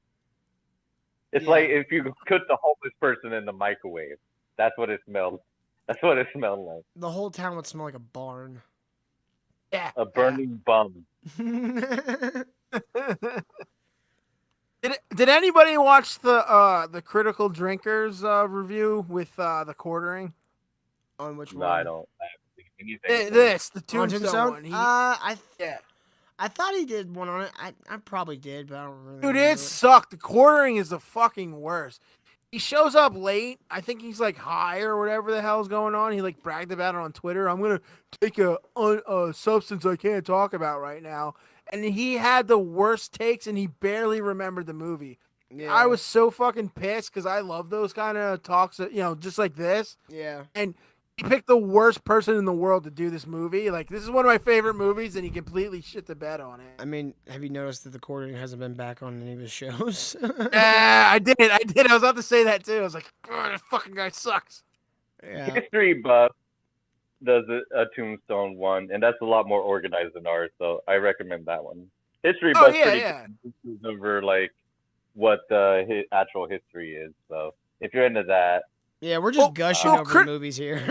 Yeah, exactly. Like, Critical Drinker does the same. Like, he's very knowledgeable, and he knows plot and storyline and how it all makes sense. And the quartering just came on and thought it was going to be him just getting drunk with the Critical Drinker. And he had like nothing to bring to the table, and it was fucking terrible. I always finish those videos. They're always like 2-3 hours long, and I'm always like loving every second of it. Yeah. I couldn't get through it. I walked away angry. I was so angry. Yeah, I'm glad he got with Mahler. Mahler's Mahler's good. Yeah, I knew him from the EFAB shit. Even Ash, like, I think he's kind of hack, but he can be good in these. He knows what he's talking about. He loves these movies. He dresses like a clown and a hawk. That's all hack bullshit, but he does know what the hell he's talking about. Yeah. Glad somebody. I really like the ending of this. Like, I really like the idea that like Doc Holliday, like, basically tricked his friend so that he could take the fucking like White Herb didn't want to kill any of these people, right? Mm-hmm. From the character of the story, the movie at least, didn't want to kill any of these people, and like I felt like Doc Holliday knew that shit, and because he was a good friend, like he went and did the dirty work for him. That's why he tricked him and shit. I thought it was pretty cool. That was a good point. Yeah, it kind of. I think it was. I thought actually my first was that he thought he would get killed. Well, that too. It's like he wasn't like if it would have been like anybody else, I feel like he would have been like, no, go do what you got to do, man. But I felt like if he didn't go, Wyatt Earp would get by Johnny Ringo because they made Johnny Ringo to be some fast genius and quick on the draw. That's But all that was well established. Like they made sure to show that he was super proficient at his gun, and that like White Herb wasn't necessarily like a fast gunslinger. He was just good. Like he was just a good gunslinger. And like Doc Holliday was the fucking quick draw McGraw, Yeah. No. It fit with the story. I think if this fucking movie was made today, like the druggy wife who would be black would come in and save the day at the end. That's how it's like. It's so good. Like everything like fit. Everything was done on purpose. It would all be Sadie Earp. It would be called Sadie Earp, and it'd be all about Josephine. Yeah, instead. Yeah, exactly.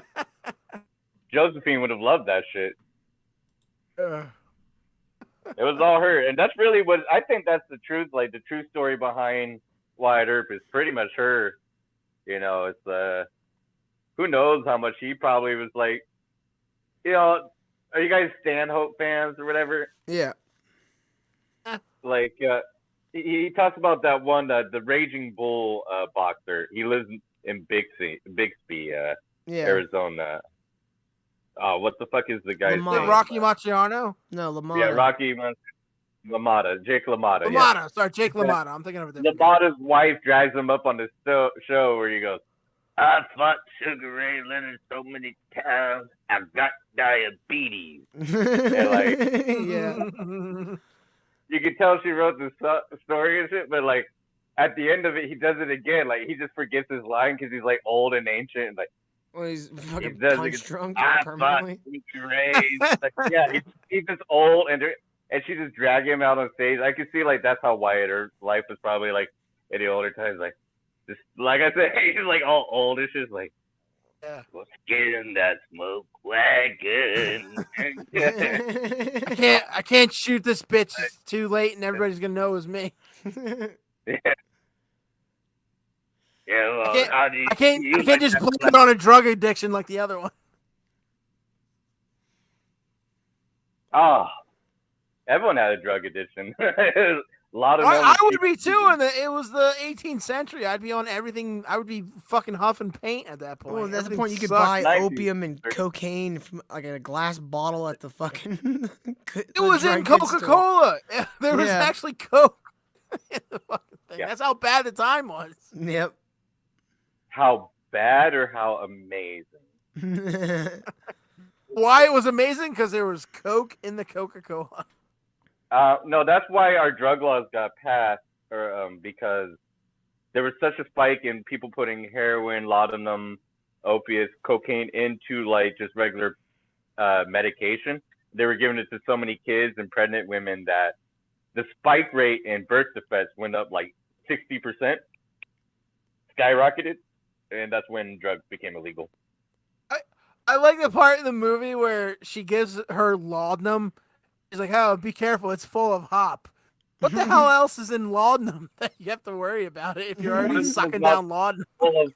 No opiate is full of hop anyway. I mean, the only hop you're doing is on a couch and then like pass it out for an hour. That's what I mean. It's like she's already doing laudanum. Like, what is she worried about hop? Whatever the fuck that is. She needs some sarsaparilla for some hop.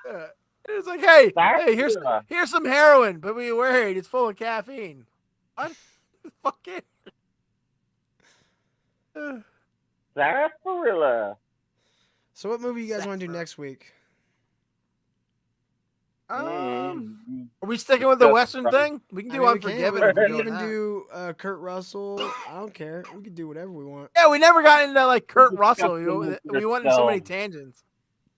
We won't make executive business decisions in front of the chat. yeah. I like that. I like it. Right. Well, then we'll announce. I'll announce it Wednesday if we've decided by then on my show. We'll let them know when we let them know. Yeah. Eat it, chat. Escape from New York's a good one, Yeti. Damn it. Damn you, Yeti. I'm gonna have to put that in the list.